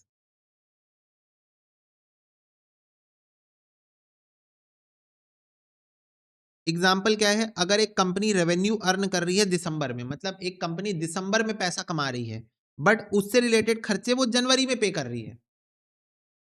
कमाई हो रही है दिसंबर में, पर खर्चों की पेमेंट हो रही है जनवरी में। खर्चों की पेमेंट हो रही है जनवरी में। तो बच्चों पेमेंट जनवरी में हो रही है, पर कमाई तो दिसंबर में हुई है। तो बताओ खर्चे रिकॉर्ड कब करूं? दिसंबर में करूं या जनवरी में करूं? बोलो। कमाई दिसंबर में हुई है, कमाई दिसंबर में हुई है, पेमेंट जनवरी में कर रहे हो। खर्चों की पेमेंट आप जनवरी में कर रहे हो, बाद में कर रहे हो, पर खर्चे रिकॉर्ड कब करूं ये बताओ? दिसंबर में। यस, दिसंबर में। जब कमाई हो रही है तभी खर्चे रिकॉर्ड होंगे। जब कमाई हो रही है उसी समय खर्चे रिकॉर्ड होंगे। उससे रिलेटेड जो भी खर्चे थे वो उसी पीरियड में आपको रिकॉर्ड करने हैं, उसी मंथ में रिकॉर्ड करने हैं। ठीक है? Expenses must be recorded in December to match the revenue. ठीक है? ओके। निकिता क्या नहीं समझ में आया?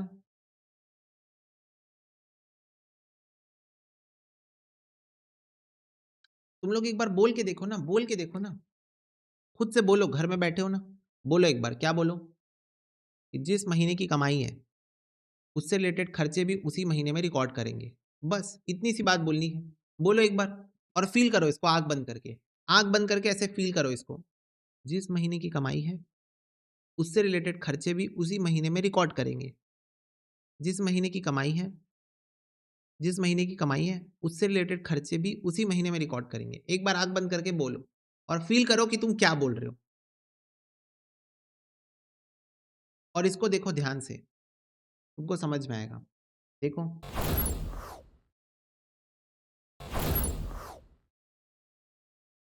ओके, डन है?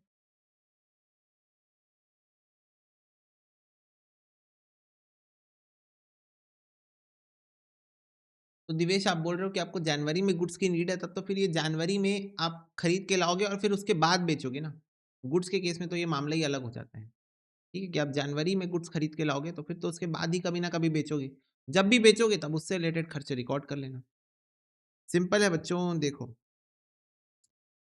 आप इसको कॉम्प्लीमेंट कर रहे हो, कॉम्प्लिकेट कर रहे हो। देखो ईज़ी है। मेरे को एक बात बताओ, आपकी जो दिसंबर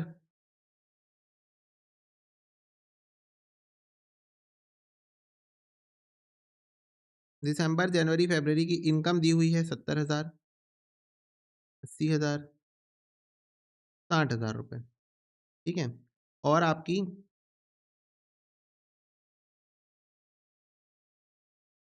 नवंबर, दिसंबर, जनवरी, फ़रवरी के एक्सपेंसेस दिए हुए हैं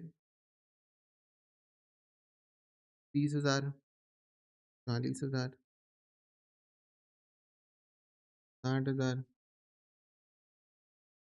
45,000, ये आपको एक्सपेंस दिए हुए हैं, ठीक है? तो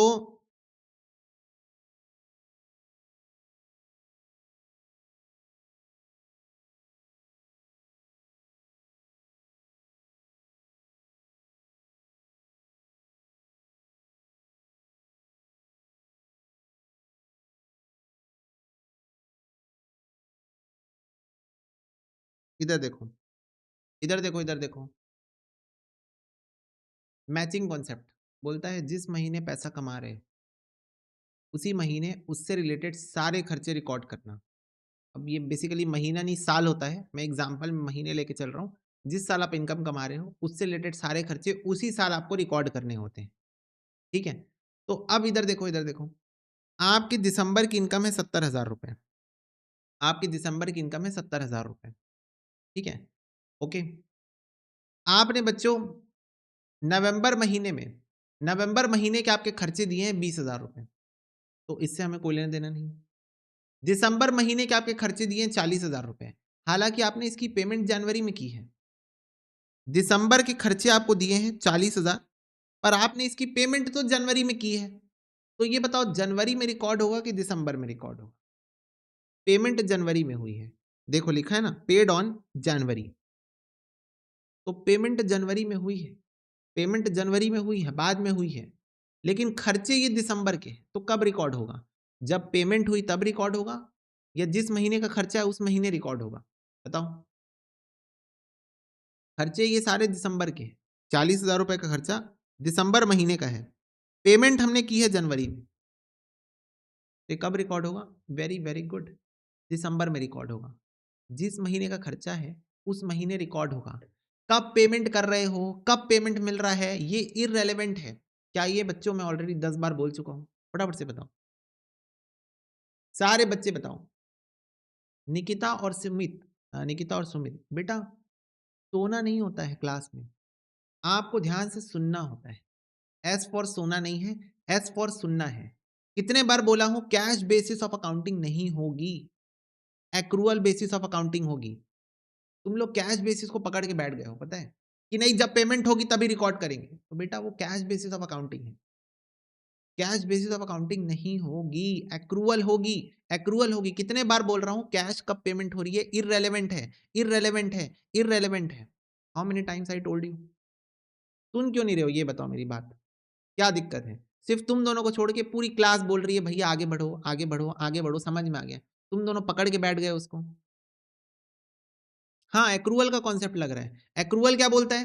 कैश कब ले रहे हो, कैश कब दे रहे हो, इररिलेवेंट है। छोड़ो उसको, हटाओ, मारो गोली। एक्रूअल कॉन्सेप्ट को मारो गोली। सॉरी, कैश बेसिस को मारो गोली। एक्रूअल बेसिस फॉलो करो। जब का खर्चा है तभी रिकॉर्ड होगा। तो बच्चों ये खर्चा तो दिसंबर का है, पेमेंट जनवरी में हो रही है, तो उससे मेरे को कोई लेना देना है? फटाफट से बताओ, सारे बच्चे बताओ। खर्चा ये दिसंबर का है, खर्चा ये दिसंबर का है, पेमेंट जनवरी में हो रहा है, उससे मेरे को कोई लेना देना है? नहीं, मेरे को ये देखना है कब का खर्चा है, दिसंबर का खर्चा है ना, तो दिसंबर की इनकम से माइनस होगा। तो बच्चों दिसंबर के खर्चे दिसंबर की इनकम से माइनस होगा। क्या ये बात क्लियर है? दिसंबर का खर्चा दिसंबर की इनकम से माइनस होगा, तो ये इससे माइनस होगा, प्रॉफिट आ जाएगा 30,000 रुपए। ओके, नेक्स्ट जनवरी की इनकम जनवरी के खर्चों से माइनस होगा। ओके, जनवरी की इनकम जनवरी के खर्चों से माइनस होगा, पेमेंट फरवरी में हुआ तो मैं क्या करूं? पेड ऑन फेब्रवरी, तो मैं क्या करूं? मैं क्या करूं? पेमेंट आप 2 साल बाद करो, मैं क्या करूं? बच्चों पेमेंट 2 साल बाद होगी, मेरे को कोई लेना देना है क्या इससे? फटाफट से बताओ। पेमेंट हम 2 साल बाद करेंगे, 2 साल बाद करेंगे, उससे कोई लेना देना है? नहीं। लेना देना किससे है? खर्चा कब का है ये बताओ, खर्चा कब का है? जनवरी की इनकम, जनवरी का खर्चा माइनस करो, बात खत्म, 20,000 का प्रॉफिट आ जाएगा। ठीक है, अगेन फरवरी की इनकम, फरवरी का खर्चा, पेमेंट मार्च से हुई तो मैं क्या करूं? पेमेंट मार्च में हुई तो मैं क्या करूं? मेरे को कैश से लेना देना नहीं है, कैश कब आ रहा है, कैश कब जा रहा है, उससे लेना देना नहीं है, जब का ट्रांजेक्शन है तब रिकॉर्ड होगा। ठीक है, तो फेब्रवरी की इनकम से फेब्रवरी के ही खर्चे माइनस होंगे। ठीक है, 50 60 15,000 रुपए का प्रॉफिट। तो यही बोलता है मैचिंग कॉन्सेप्ट। मैचिंग कॉन्सेप्ट यही बोलता है कि जिस महीने का इनकम है, तो उस इनकम को कमाने के लिए आपने जो भी खर्चे किए हैं, उस इनकम को कमाने के लिए आपने जो भी खर्चे किए हैं, वो भी उसी महीने रिकॉर्ड होगा, वो भी उसी महीने रिकॉर्ड होगा। ठीक है, वो भी उसी महीने रिकॉर्ड होगा।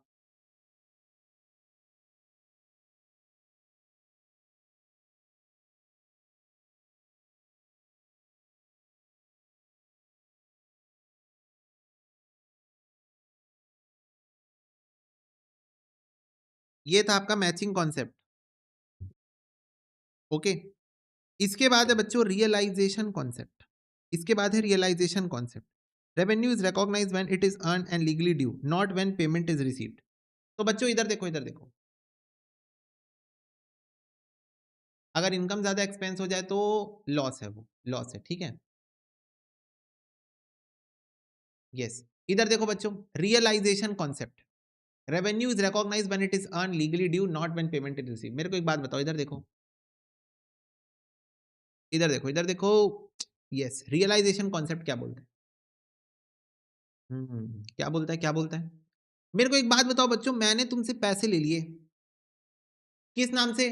कि मैं तुमको पढ़ाऊंगा, मैं तुमको पढ़ाऊंगा, अकाउंट्स पढ़ाऊंगा। कौन सा अकाउंट्स? फाइनेंशियल अकाउंटिंग पढ़ाऊंगा। मैंने तुमसे ले लिए पैसे और तुमने पैसे दे भी दिए, तुमने पैसे दे भी दिए। और बच्चों एक बात बताओ, तुमको याद अगर होगा, तुमको अगर याद होगा, तो तुमने क्लास चालू होने के पहले ही पैसे दे दिए ना, 1 हफ्ते पहले बैच लॉन्च हुई, तुमने तभी पैसे दे दिए, क्लास चालू नहीं हुई थी तब, येट टू बी स्टार्टेड था।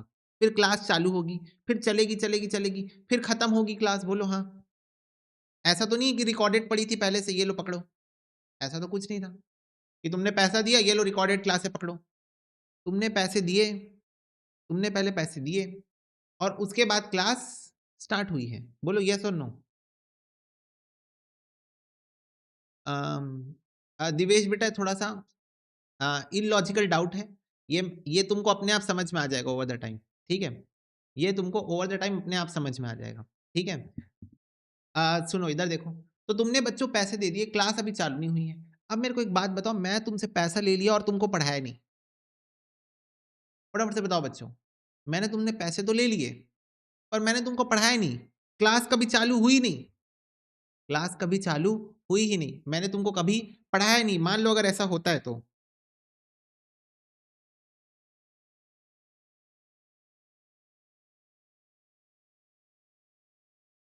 मैंने तुमसे पैसे ले लिए, मैंने तुमसे पैसे लिए और तुमको कभी पढ़ाया नहीं, तो मुझे एक बात बताओ, जो मैंने तुमसे पैसे लिए हैं, क्या वो मेरी इनकम है? बताओ, बताओ बताओ बताओ, फटाफट से बताओ। मैंने जो तुमसे पैसे ले लिए, क्या वो मेरी इनकम बन पाएगा? या वो उधार हो जाएगा? बोलो, क्या वो मेरी इनकम बन पाएगा?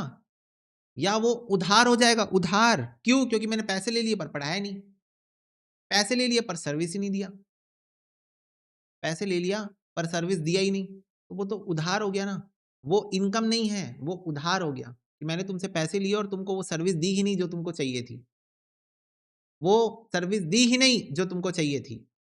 आ रही बात समझ में? यस। तो और बच्चों ये बताओ मेरी इनकम वो कब बन जाएगा? जब मैं तुमको पढ़ा दूँगा। अब देखो क्लास चालू हो गई है, कुछ दिन में खत्म हो जाएगी और जब वो खत्म हो जाएगी, तब वो मेरी लायबिलिटी नहीं, तब वो मेरी इनकम हो गई। क्योंकि मैंने अपनी रिस्पॉन्सिबिलिटी पूरी कर दी। मैंने तुमको बोला था मैं पढ़ाऊँगा, मैंने पढ़ा दिया। तो जब जिस दिन मैं पढ़ा दूँगा, उस दिन वो इनकम बन गई। जिस दिन मैं पढ़ा दूँगा, उस दिन वो मेरी इनकम बन गई। ओके? हाँ, हाँ, प्रीपेड, आउटस्टैंडिंग, अर्नव ये सब मैचिंग कॉन्सेप्ट्स के एग्ज़ाम्पल बनेंगे, ठीक है? पर वही है अभी मेरे को इस पे जाना नहीं है, तो इसलिए मैं बोल नहीं रहा हूँ प्रीपेड, आउटस्टैंडिंग ये सब जब मैं पढ़ाऊँगा एक्चुअली प्रीपेड, आउटस्टैंडिंग ये सब, है ना? तब मैं ये सब जो प्रिंसिपल्स तुम लोग पढ़ा रहे हो उसका रेफरेंस लेते हुए चलूँगा। तो बच्चों जिस दिन मैं पढ़ा लूँगा, उस दिन मैं बोलूँगा कि ये मेरी इनकम बन गई है, तब तक लायबिलिटी ही है। तो revenue is recognised when it is earned and legally due, not when the payment is received. Again क्या बोल रहा है कि पेमेंट कब मिली इर्रेलेवेंट है। जिस दिन आप अपना काम कंप्लीट कर लोगे, उस दिन आप बोलोगे कि आपने इसको कमा लिया, ये आपकी इनकम है। आ रही है बात समझ में बोलो? बोलो येस और नो बच्चों। कि जिस दिन मैं तुमको पढ़ा लूँगा फाइनेंशियल अकाउंटिंग का सिलेबस, उस दिन मैं बोलूँगा कि ये मेरी इनकम है। उस दिन मैं अपने रेवेन्यू को रिकॉग्नाइज़ करूँगा। आ रही बात समझ में? Yes, yes. और बच्चों देखो, ये तो अकाउंटिंग देखो अकाउंटिंग प्रिंसिपल वाली बात कर रहे हैं, हमारी गवर्नमेंट इतनी चालू है। हमारी गवर्नमेंट इतनी चालू है, मैं तुमको क्या ही बताऊँ। गवर्नमेंट बोलती है ये सब हम नहीं जानते। तुमने पैसा लिया है तो हमें भरोसा है कि तुम सर्विस प्रोवाइड करोगे। तुमने पैसा लिया, सुनो, सुनो, तुमने पैसा लिया इसका मतलब हमने मान लिया कि तुम सर्विस प्रोवाइड करोगे और हमने इसको आपकी इनकम मान ली या आपके टर्नओवर का पार्ट बन गया, आप इस पे जीएसटी दे दो हमको अगले ही महीने। हमने तो मान लिया कि आप पढ़ाओगे बच्चों को, हमें भरोसा है आपके ऊपर सर। हार्दिक भैया, हमें आपके ऊपर भरोसा है। आप बच्चों को पढ़ाओगे, हमें पता है और ये आपकी इनकम बनेगी ही बनेगी। तो आप इसको अपने टर्नओवर का पार्ट मान लो और अगले महीने हमें जीएसटी ज़रूर देते हुए चलना। हमें दुआओं में याद रखना, ओके?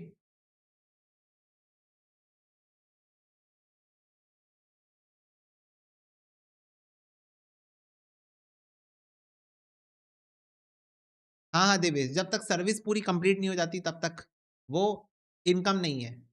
अकॉर्डिंग टू अकाउंट्स, पर गवर्नमेंट ऐसा नहीं मानती। गवर्नमेंट बोलती है नहीं, नहीं, नहीं, नहीं ये टर्नओवर है आपका, आप टेंशन मत लो। आप इसमें जीएसटी दे दो हमको बस जल्दी से जल्दी। हमें जीएसटी दे दो बच्चों। आ रही बात समझ में? यस, तो ये होता है रियलाइजेशन कॉन्सेप्ट। ओके? तो रेवेन्यू तभी रिकॉग्नाइज होगा बच्चों जब गुड्स डिलीवर हो जाएँगे और सर्विस कंप्लीट हो जाएगी। है ना दिवेश? है ना दिवेश? अभी आपने डाउट पूछा। रेवेन्यू तभी रिकॉग्नाइज़ होगा जब अगर आप कोई गुड्स खरीद रहे हो तो वो गुड्स मैं आपको डिलीवर कर दूँ और अगर आप कोई सर्विस खरीद रहे हो तो वो सर्विस मैं कंप्लीट कर दूँ। ठीक है? तो रिकॉग्नाइज़ हो। क्लियर है ये बात सबको? तो revenue is recognised when the service और द गुड्स आर डिलीवर्ड और कंप्लीटेड। ओके? नेक्स्ट है बच्चों cost concept. Asset are recorded their original purchase cost including transportation, installation cost. Okay? तो नेक्स्ट है बच्चों कॉस्ट कॉन्सेप्ट। नेक्स्ट है cost concept. Cost concept क्या बोलता है कि जो भी आप एसेट्स खरीद के लाते हो, जो भी आप एसेट्स खरीद के लाते हो, उन एसेट्स को आपको उनकी खरीदने वाली प्राइस पे ही रिकॉर्ड करना है। उन एसेट्स को आपको जिस प्राइस पे आप खरीद के लाए हो, उसी प्राइस पे रिकॉर्ड करना है। उसी प्राइस पे क्या करना है? रिकॉर्ड करना है, जिस प्राइस पे आप खरीद के लाते हो। ठीक है? तो जैसे मान लो फॉर एग्जांपल मैं फ़ोन खरीद के लाया, ये फ़ोन कितने का है? 1,40,000 का है। जितने भी रुपए का है ये फ़ोन, उस प्राइस पे मैं इसको रिकॉर्ड कर दूँगा। अब मान लो मेरे अकॉर्डिंग बच्चों, अब इस प्राइस को मैं चेंज नहीं करूँगा, इस पे मैं डेप्रिसिएशन चार्ज करूँगा। What is depreciation? Reduction in the value of asset. ये क्या होता है? उस चैप्टर में पढ़ेंगे, अभी के लिए भूल जाओ। ठीक है? ध्यान से सुनो। ये मैं फ़ोन जितने में खरीद के लाया, मैंने उतने में इसको रिकॉर्ड कर दिया, कर दिया रिकॉर्ड। अब बच्चों मान लो कि मेरे अकॉर्डिंग मेरे फ़ोन की वैल्यू बढ़ गई। मान लो मेरे अकॉर्डिंग मेरे फ़ोन की वैल्यू बढ़ गई। बोलो येस और नो? बोलो ना येस और नो? और मेरे अकॉर्डिंग मेरे फ़ोन की वैल्यू 2 लाख हो गई है। मेरे अकॉर्डिंग मेरे फ़ोन की वैल्यू 2 लाख हो गई है। तुम्हारे अकॉर्डिंग तुम्हारे फ़ोन की वैल्यू 1.5 लाख हो गई है। किसी और के अकॉर्डिंग उसके फ़ोन की वैल्यू 2.5 लाख हो गई है। किसी और के अकॉर्डिंग उसके फ़ोन की वैल्यू 1,80,000 हो गई है। तो भाई सब अपने फ़ोन की वैल्यू तो ज़्यादा ही बताएँगे ना। सबका मन कर रहा है कि नहीं यार मैं अपने फ़ोन की वैल्यू ज़्यादा बताना चाहता हूँ। मेरा फ़ोन मैं इतने में खरीदा था लेकिन आज इसकी मार्केट वैल्यू इतनी हो गई है। सब अपने हिसाब से उल्टा-पुल्टा वैल्यू बता रहे हैं। कुछ भी जो उनका मन कर रहा है क्योंकि उनके इमोशनल सेंटिमेंट जुड़े हुए हैं उस फ़ोन के साथ। ये तो मेरा फ़ोन है, तो मेरे फ़ोन की वैल्यू ज़्यादा है, मेरे फ़ोन की वैल्यू ज़्यादा है, ओके? तो बच्चों अगर अकाउंट्स जो है वो अलाउ कर देता कि आप ना अपने एसेट की वैल्यू को मार्केट वैल्यू पे रिकॉर्ड कर लो। मार्केट वैल्यू मतलब वो वैल्यू जो आपको लग रही है आज इस फ़ोन की, वो वैल्यू जो आपको लग रही है आज इस फ़ोन की कितनी होनी चाहिए। अगर आप उस वैल्यू पे रिकॉर्ड कर लो ऐसा अकाउंट्स ने अलाउ कर देता, तो भाई कोई भी कुछ भी वैल्यू पे रिकॉर्ड करने लग जाता, अपने हिसाब से। वो बोलता नहीं, नहीं, नहीं मेरे हिसाब से मार्केट वैल्यू ये है, नहीं, नहीं, नहीं मेरे हिसाब से मार्केट वैल्यू ये है, नहीं, नहीं, नहीं मेरे हिसाब से मार्केट वैल्यू ये है। तो अकाउंट्स ने बोला मुद्दा ही हटा दो। उसने बोला कॉस्ट कॉन्सेप्ट, अकाउंट्स ने कहा कॉस्ट कॉन्सेप्ट कि आप जितने में खरीद के लाए हो आप उतने में रिकॉर्ड करो, मुद्दा ही खत्म। बस मार्केट वैल्यू गया तेल लेने। मार्केट वैल्यू को रखो साइड में। मार्केट वैल्यू को रखो साइड में, जितने में खरीद के लाए उतने में रिकॉर्ड करो, बात खत्म। जो भी आपकी ओरिजिनल कॉस्ट थी, जितने प्राइस में आप उसको खरीद के लाए हो, कॉस्ट मतलब कितने में आप उसको खरीद के लाए हो, आप उसी में रिकॉर्ड कर लो। हालाँकि बच्चों अकाउंटिंग स्टैंडर्ड जो है एएस 10 पीपी के ऊपर बात करता है, property plant and equipments, assets के ऊपर बात करता है। वो अलाउ करता है कि आप अपनी एसेट्स को मार्केट वैल्यू पे रिकॉर्ड कर सकते हो, बट उसके पीछे सर्टेन कंडीशंस हैं। आप पढ़ोगे, पढ़ोगे आप, ठीक है? उसके पीछे सर्टेन कंडीशंस हैं कि वो अलाउ करता है, रीवैल्यूएशन आप कर सकते हो, आप अपनी एसेट को मार्केट वैल्यू पे ले सकते हो, पर उसके पीछे भी कुछ दिक्कतें हैं, कुछ लूप होल्स हैं, जो कि वो आपको यूज़ करने नहीं देगा, ठीक है? तो वो कुछ टर्म्स एंड कंडीशन रहता है, पर बेसिक फाउंडेशन ये है कि आप जो भी एसेट खरीद के ला रहे हो, आप उसको कॉस्ट पे रिकॉर्ड करो। ये प्रिंसिपल कहता है, अकाउंटिंग प्रिंसिपल कहता है कि जो भी एसेट खरीद के ला रहे हो, उसको आप कॉस्ट पे रिकॉर्ड करो। क्या ये बात सबको क्लियर है?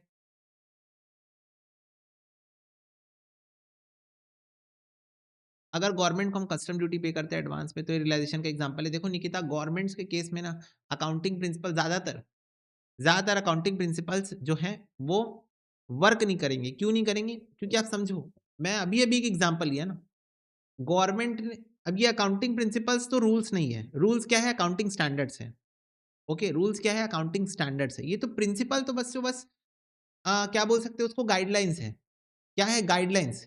कि इन चीज़ों को ध्यान में रखते हुए आगे के काम करना।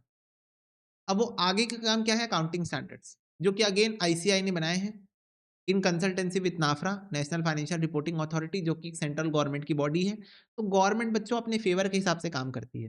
तो निकिता, गवर्नमेंट वाले एग्जाम्पल्स यहाँ पर एप्लीकेबल नहीं होंगे। दूसरी बात, अगेन मैं आपको याद दिलाना चाहता हूँ कि ये सिर्फ अकाउंटिंग प्रिंसिपल एक गाइडलाइंस है, बस और कुछ नहीं। तो ज़रूरी नहीं है कि ये guidelines as it is follow हुए हों अकाउंटिंग के स्टैंडर्ड्स बनाते टाइम। जैसे कि फॉर एग्जांपल अभी-अभी मैं बोला एएस 10 पीपी अलाउ करता है कि आप अपने एसेट्स को मार्केट वैल्यू में रिकॉर्ड कर सकते हो, है ना? एएस 10 पीपी बोलता है कि हाँ, कर लो रिकॉर्ड मार्केट वैल्यू पे। तो वही मैं बोल रहा हूँ, ये जस्ट गाइडलाइंस है कि आपको बताई जा रही है कि ऐसा मत करना, ऐसा मत करना, ऐसा करोगे तो डेंजरस है, ऐसा करोगे तो दिक्कत है। तो ये सिर्फ बताया गया है कि what is good, what is not good. अब आपके ऊपर है आप गुड को सिलेक्ट करोगे कि नॉट गुड को सिलेक्ट करोगे, समझ रहे हो? तो ये सिर्फ गाइडलाइंस है बच्चों, जिसको आपको ध्यान में रखना है कोई भी रूल्स एंड रेगुलेशंस बनाते टाइम। क्लियर है ये बात सबको? फटाफट से बताओ येस और नो?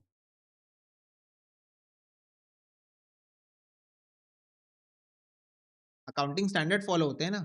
ये एज़ इट इज़ फॉलो नहीं होते, accounting standard as it is follow होते हैं। वही तो मैं बोल रहा हूँ ना निकिता। हाँ,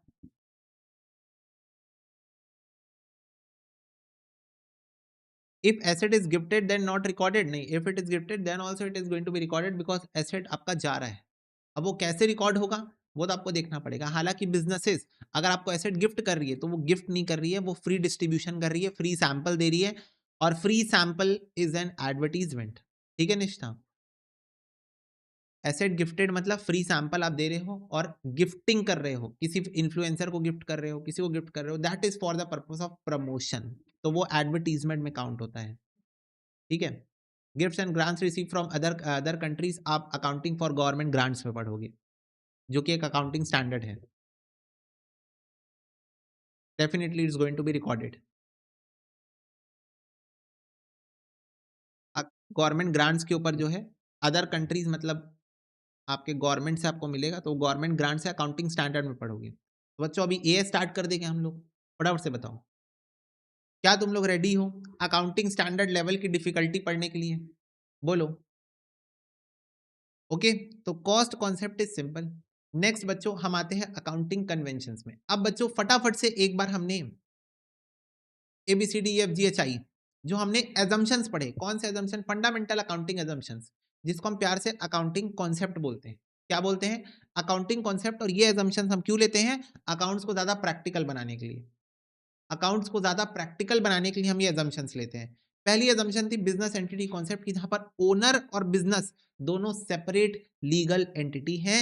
अकाउंटिंग की नजरों से दोनों अलग अलग हैं, अलग अलग अलग अलग। मैं और सीए भक्त अलग अलग है। मैं अलग हूं हार्दिक मिश्रा, सीए भक्त अलग है। दूसरा गोइंग कंसर्न कॉन्सेप्ट क्या एजम्पशन लेता है कि आपका बिजनेस कभी बंद नहीं होगा, चलते जाएगा चलते जाएगा चलते जाएगा चलते जाएगा चलते जाएगा चलते जाएगा चलते जाएगा चलते जाएगा, यू नो। यस, तो गोइंग कंसर्न कॉन्सेप्ट ये एजम्पशन लेता है। नेक्स्ट है पीरियोडिसिटी कॉन्सेप्ट कि आप एक डेट डिसाइड कर लो कि हर साल आप इस दिन अपने बिजनेस का प्रॉफिट निकालोगे। हर साल आप इस दिन अपने बिजनेस का प्रॉफिट निकालोगे। ये डेट बच्चों मंथली भी हो सकती है, 3 मंथली भी हो सकती है जिसको क्वार्टरली बोला जाता है, हाफ ईयरली भी हो सकती है 6 मंथली, और एनुअली भी हो सकती है 12 मंथली। जनरली अकाउंट्स के अंदर हम लोग ये जो डेट है वो 31 मार्च को मानते हैं, 31 मार्च, 1 अप्रैल से 31 मार्च, 1 अप्रैल से 31 मार्च, एक साल। इसको हम फाइनेंशियल ईयर, अकाउंटिंग का ईयर बोलते हैं। क्या बोलते हैं? अकाउंटिंग का ईयर बोलते हैं, फाइनेंशियल ईयर। और एक होता है तुम्हारा कैलेंडर ईयर, 1 जनवरी से 31 दिसंबर, ये तो कैलेंडर ईयर होता है। ठीक है, ओके। मनी मेजरमेंट कॉन्सेप्ट क्या बोलता है? मनी मेजरमेंट कॉन्सेप्ट बोलता है कि ट्रांजेक्शन जो है वो अकाउंट्स के अंदर तभी रिकॉर्ड होंगे जब वो पैसे के टर्म्स में वैल्यू हो सकते हैं।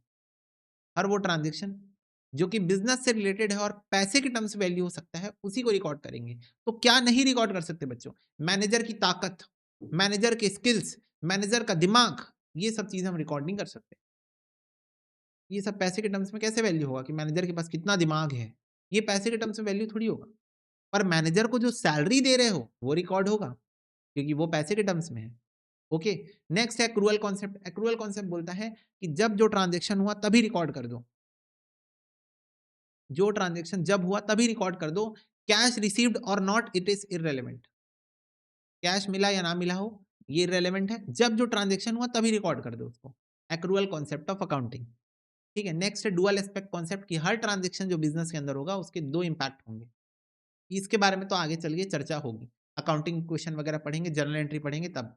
ओके, मैचिंग कॉन्सेप्ट क्या बोलता है कि जो भी आप इनकम कमा रहे हो उससे रिलेटेड जो भी खर्चे किए हो वो उसी पीरियड में रिकॉर्ड करो जिस पीरियड की वो इनकम है। तो मान लो जनवरी की इनकम है, तो उससे रिलेटेड, उस इनकम से रिलेटेड जो भी खर्चे आप किए हो वो भी जनवरी मंथ में ही रिकॉर्ड करोगे। ठीक है, आप जनवरी की इनकम रिकॉर्ड कर रहे हो तो जनवरी मंथ के ही इनकम से रिलेटेड जो भी खर्चे हैं वो जनवरी मंथ पे ही रिकॉर्ड करोगे, खर्चे भी। ओके, नेक्स्ट है रियलाइजेशन कॉन्सेप्ट कि जब तक आपको पैसा मिल गया है आप उसको इनकम नहीं बोल सकते ना। नहीं नहीं नहीं नहीं नहीं, गलत। आपको पैसा मिल गया इसका मतलब ये नहीं कि आपने उसको कमा लिया है। आपको पैसा तो मिल गया है, एडवांस में मिल गया है, तो वो आपकी अभी लाइबिलिटी है, सरदर्द है। वो क्या है आपके लिए? सरदर्द है।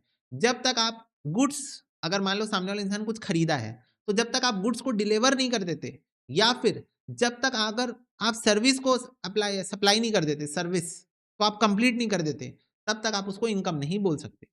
ठीक है, तो वो होता है रियलाइजेशन कॉन्सेप्ट। और कॉस्ट कॉन्सेप्ट बोलता है कि अगर आप कोई भी एसेट खरीद के ला रहे हो तो जितना पैसे में आप खरीद के ला रहे हो वही अमाउंट आप रिकॉर्ड करोगे। उसकी मार्केट वैल्यू इररिलेवेंट है, क्योंकि मार्केट वैल्यू चेंज होते रहती है। कभी इतनी है, कभी इतनी, कभी इतनी, इतनी, इतनी, इतनी चेंज होते रहती है। तो इससे अच्छा उसको कॉस्ट पे ही आप रिकॉर्ड कर लो। तो ये बच्चों आपके थे accounting concepts, basic accounting assumption. Okay? नहीं, मैचिंग एक्रूअल बिल्कुल अलग है। ओके? बिल्कुल अलग है। ठीक है, दोनों अलग है। मैचिंग कॉन्सेप्ट बोलता है कि जिस पीरियड की इनकम है उसी पीरियड के सारे एक्सपेंसेस को रिकॉर्ड करो ताकि सही प्रॉफिट निकाल सको। एक्रूअल कॉन्सेप्ट बोलता है कि जब जो ट्रांजैक्शन हुआ तब उसको रिकॉर्ड करो। कैश कब मिल रहा है इररिलेवेंट है, या कैश कब दे रहे हो वो इररिलेवेंट है। तो दोनों अलग अलग बातें कर रहे हैं। चलो नेक्स्ट है बच्चों अकाउंटिंग कन्वेंशन। कन्वेंशन मतलब कस्टम और ट्रेडिशन, जो पुराने जमाने से चलता हुआ आ रहा है और हमने उसको एक्सेप्ट कर लिया है। जो पुराने ज़माने से चलता हुआ आ रहा है और हमने उसको एक्सेप्ट कर लिया है। तो इसके अंदर बच्चों पहला है कंजर्वेटिज्म। इसके अंदर पहला है बच्चों कंजर्वेटिज्म, प्रूडेंस और कंजर्वेटिज्म। क्या होता है कंजर्वेटिज्म? मेरे को एक बात बताओ, मेरे को एक बात बताओ।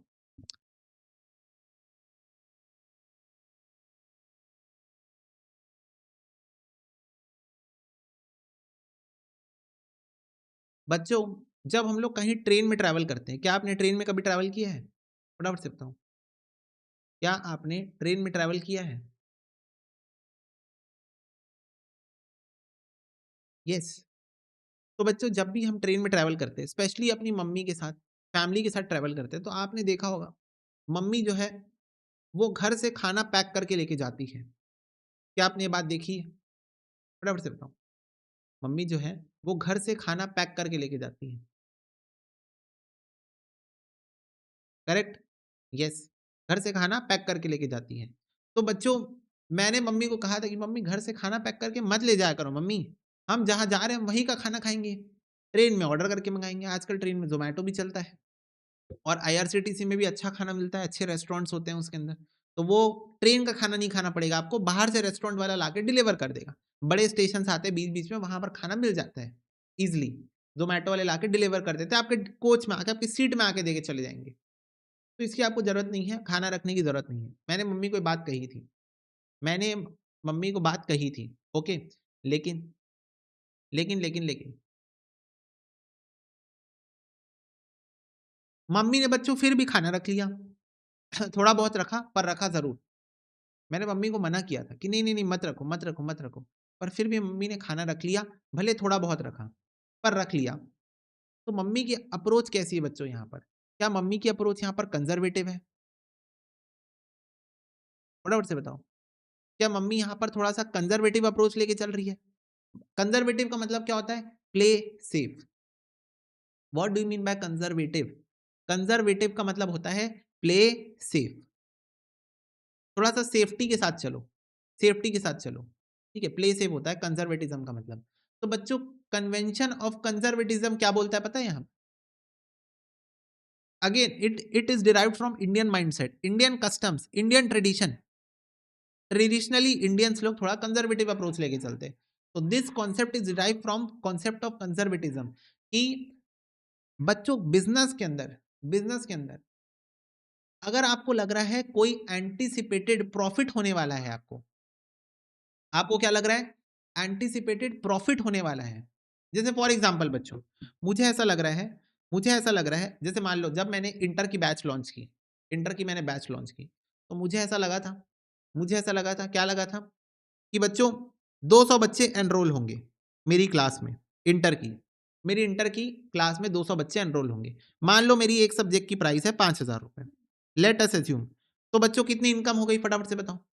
तुम लोग इनकम वैसे ही कैलकुलेट करते हो ना टीचर्स की, बिना एक्सपेंस माइनस किए। टीचर के एक्सपेंस तो होते ही नहीं है, सारी इनकम ही होती है। तो तुम लोग ऐसे ही कैलकुलेट करते हो ना कि भैया ने 200 क्लास बेची, 5,000 की एक क्लास है, तो कितना हो गया टोटल? बताओ कितना हो गया टोटल? बताओ बताओ।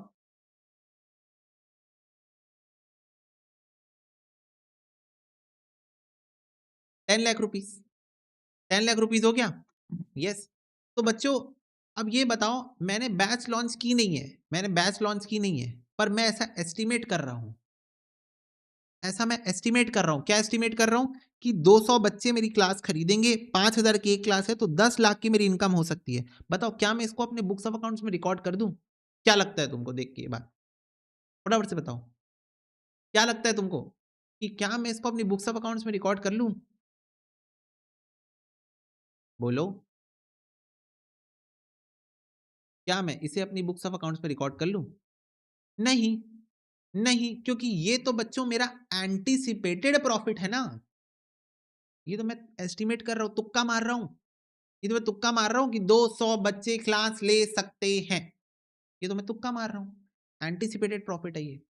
क्या है ये? एंटीसिपेटेड प्रॉफिट है। तो अकाउंट्स यही बोलता है कि कंजर्वेटिव अप्रोच लेके चलो। Do not provide for anticipated profits. Anticipated profits को रिकॉर्ड मत करो। इसको क्या रिकॉर्ड कर रहे हो? तो तुम तुक्का मार रहे हो। इसको रिकॉर्ड मत करो।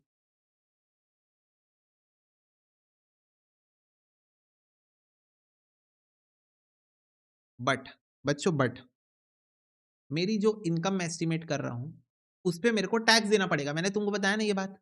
बोलो यस और नो। कि जो भी मैं इनकम एस्टिमेट कर रहा हूं, जो भी मैं एस्टिमेटेड इनकम निकाल रहा हूं, इनकम को रिकॉर्ड तो नहीं करना चाहिए, नहीं करना चाहिए, नहीं करना चाहिए। लेकिन इस इनकम में जो मैं टैक्स ले रहा हूं, इस इनकम में जो मैं टैक्स ले रहा हूं, टैक्स क्या ले रहा हूं? टैक्स दे रहा हूं। फ्लैट मेरे को बताओ 10 लाख की इनकम है, पहले तो 18% जीएसटी दो। हाँ, अब सुनो खर्चे, सुनो अब खर्चे सुनो। 18% जीएसटी दो, फ्लैट 1,80,000 गया। उसके बाद 25%, 25% फ्लैट आपको देना पड़ता है सॉफ्टवेयर वाले, जो आपको सॉफ्टवेयर में क्लास चलती है। तो 2.5 लाख रुपए उधर गया, 2.5 लाख रुपए उधर गया। 5% फ्लैट गेटवे चार्जेस दो, 50,000 उधर गया। तो 4,80,000 रुपए खर्च हो चुका है। 4,80,000 रुपए खर्च हो चुका है। 5,20,000 रुपए बचा है। अब इसमें आपके नोट्स बनाने वाला सॉफ्टवेयर, ये नोट्स बनाने वाला, और आपका सॉफ्टवेयर से रिलेटेड जो फ्यूचर में आपको प्रॉब्लम्स होती है, उससे रिलेटेड जो चार्जेस होते हैं, वेरिएबल चार्जेस होते हैं वाले, वो website charges, server cost, Amazon AWS, ठीक है, गूगल ड्राइव चार्जेस, है ना, जो भी आपके होते हैं पर एनम बेसिस पे सारे इनकर होते हैं खर्चे, वो वाले चार्जेस हो गए। तुम्हारा wifi, electricity, rented space charges, ये सब खर्चे मिला के भी 2-3-4 लाख, 2-2.5 लाख के खर्चे हो जाते हैं आराम से। नेट प्रॉफिट कितना बचता है बच्चों? 1.5 से 2 लाख रुपए। जो भी नेट प्रॉफिट बचता है उसमें इनकम टैक्स दो। जो भी आपका नेट प्रॉफिट बच जाता है उस पे आपको देना है फिर इनकम टैक्स। समझ रहे हो? यस और नो? तो मुझे एक बात बताओ फटाफट से, क्या यहां पर कई सारे खर्चे थे? बोलो यस और नो। इस एस्टिमेटेड इनकम में, इस एस्टिमेटेड इनकम में कई सारे एस्टिमेटेड एक्सपेंसेस भी तो थे ना, कि इतना ये देना पड़ेगा, फिक्स है वो भी। 18% जीएसटी देना ही पड़ेगा, इनकम टैक्स देना ही पड़ेगा, सॉफ्टवेयर वाले को चार्जेस देना ही पड़ेगा। ये सब चीजें नहीं करूंगा तो क्लास कैसे डिलीवर करूंगा? देना ही पड़ेगा, देना ही पड़ेगा। आ रही बात समझ में? तो बच्चों, कंजर्वेटिज्म प्रिंसिपल बोलता है do not provide for anticipated profit but provide for anticipated losses. Oh my God, oh my God, क्या बोलता है कंजर्वेटिज्म प्रिंसिपल? कि बच्चों आप अपने एस्टिमेटेड प्रॉफिट्स को रिकॉर्ड मत करो। पर अगर आपको लग रहा है, पर अगर आपको लग रहा है, क्या लग रहा है? कि आपका कोई एस्टिमेटेड लॉस होने वाला है, उसको रिकॉर्ड करके चलो, उसके लिए प्रोविजन बना के चलो, उसको रिकॉर्ड करके चलो, उसके लिए प्रोविजन बना के चलो।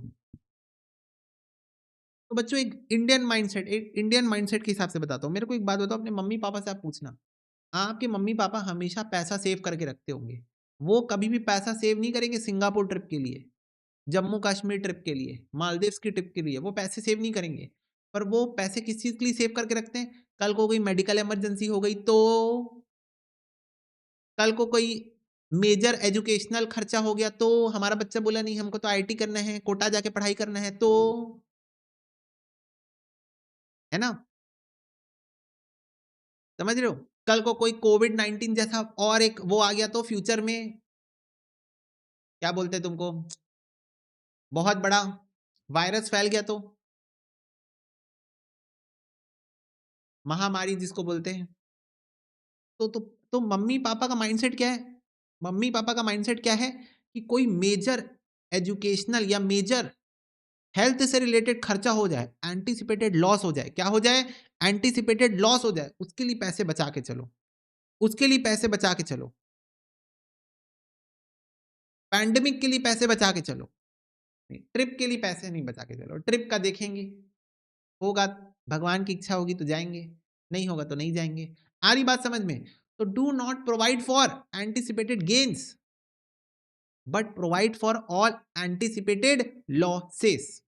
तो बच्चों माइंडसेट ही ऐसा है ना, फटाफट से बताओ, सारे बच्चे बताओ, माइंडसेट ही ऐसा है ना कि कोई भी एंटीसिपेटेड गेन को प्रोवाइड मत करो, पर एंटीसिपेटेड लॉस होने वाला है उसके लिए अभी से बनाते हुए चलो प्रोविजन, उसके लिए अभी से प्रोविजन बनाते हुए चलो। तो बच्चों आपका कॉन्सेप्ट ऑफ कंजर्वेटिज्म भी क्योंकि कस्टम और ट्रेडिशन से ही डिराइव हुआ है, इंडियन माइंडसेट कस्टम और ट्रेडिशन से डिराइव हुआ है। तो बोलता है encourage a cautious approach, anticipated no profit, anticipated no profit but provide for all possible losses. ठीक है, but provide for all possible losses. ठीक है, ओके। नेक्स्ट है बच्चों convention of consistency. Convention of consistency का मतलब होता है बच्चों जब आप अकाउंटिंग करोगे, हालांकि इस कॉन्सेप्ट को मैं बहुत ज्यादा डिटेल में आपको बता नहीं पाऊंगा अभी, क्योंकि अभी इससे रिलेटेड कुछ चीजें मेरे को एक्स्ट्रा बतानी है जो अभी मैंने बताई नहीं है। पर कंसिस्टेंसी का मतलब ये होता है बच्चों एक बार आपने जो तरीका अपना लिया है आप उसी को कंसिस्टेंसी के साथ फॉलो करो। इसका एग्जाम्पल बताऊं मैं, जैसे बताओ आप एक दिन जिम जा रहे हो, दूसरे दिन योगा कर रहे हो, तीसरे दिन मेडिटेशन कर रहे हो, फिर कहीं नहीं जा रहे हो, फिर कुछ दिन बाद फिर जिम जा रहे हो, फिर कुछ दिन बाद फिर योगा कर रहे हो, फिर मेडिटेशन कर रहे हो, फिर कुछ नहीं कर रहे हो, तो क्या आपको कोई रिजल्ट देखने को मिलेंगे? क्या आपको कोई रिजल्ट देखने को मिलेंगे? You are being so inconsistent. तो क्या कोई मटेरियल रिजल्ट आपको देखने को मिलेगा? नहीं। अगेंस्ट बच्चों अगर आप रेगुलरली जिम जाओगे, रेगुलरली योगा करोगे, रेगुलरली मेडिटेशन करोगे, तब आपको कुछ रिजल्ट देखने को मिलेंगे और आप उन रिजल्ट्स को कंपेयर कर पाओगे कि मैं पहले ऐसा था, जिम जाने के बाद ऐसा हो गया, पहले ऐसा था, योगा करने के बाद ऐसा हो गया, पहले ऐसा था, मेडिटेशन करने के बाद ऐसा हो गया। आप उसको कंपेयर कर पाओगे। क्या कर पाओगे? कंपेयर कर पाओगे। तो उसको बोलते हैं कन्वेंशन ऑफ कंसिस्टेंसी। मतलब आप एक बार अकाउंट्स के अंदर, एक बार आप अकाउंट्स के अंदर कोई मेथड या कोई प्रिंसिपल को अडॉप्ट कर लो। एक बार अकाउंट्स के अंदर बच्चों, अकाउंट्स के अंदर आपके पास ऑप्शंस होते हैं कि आप या तो ये मेथड ले लो, या तो ये मेथड फॉलो कर लो, या तो ये मेथड फॉलो कर लो। यू हैव ऑप्शंस अकाउंट्स के अंदर, यू हैव ऑप्शंस कि आप ये मेथड फॉलो कर सकते हो। तो एक बार आपने कोई मेथड सिलेक्ट कर लिया, जैसे मान लो आपने सिलेक्ट किया मैं तो अब से जिम जाऊंगा, तो अब रोज जिम जाओ।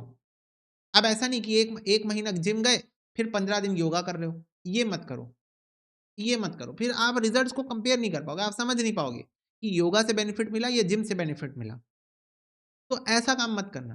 कॉन्सेप्ट ऑफ कंसिस्टेंसी बोलता है एक बार आपने कोई अकाउंटिंग प्रिंसिपल एक्सेप्ट कर लिया कि मैं ऐसे अकाउंटिंग करूंगा, तो अब आप उसको हर साल अब आप उसी को यूज कर कंसिस्टेंसी के साथ। ठीक है, अब यही बोलता है कंसिस्टेंसी, बाकी इसके ऊपर और बातें डिटेल में होंगी इन फ्यूचर। ओके, नेक्स्ट है बच्चों कॉन्सेप्ट ऑफ मटेरियलिटी और फुल डिस्क्लोजर। फुल डिस्क्लोजर मैं पहले बताता हूं, और material relevant financial information must be disclose to stakeholder. Full disclosure concept ये बोलता है कि कुछ छुपाने उपाने वाला काम मत करो, फुल डिस्क्लोजर करो। जैसे फॉर एग्जाम्पल बच्चों, अब आप बड़े हो गए हो, आपकी शादी की उम्र हो गई है, बोलो यस और नो, फटाफट से बताओ, यस और नो। अब आप बड़े हो गए हो, आपकी शादी की उम्र हो गई है, करेक्ट? बोलो।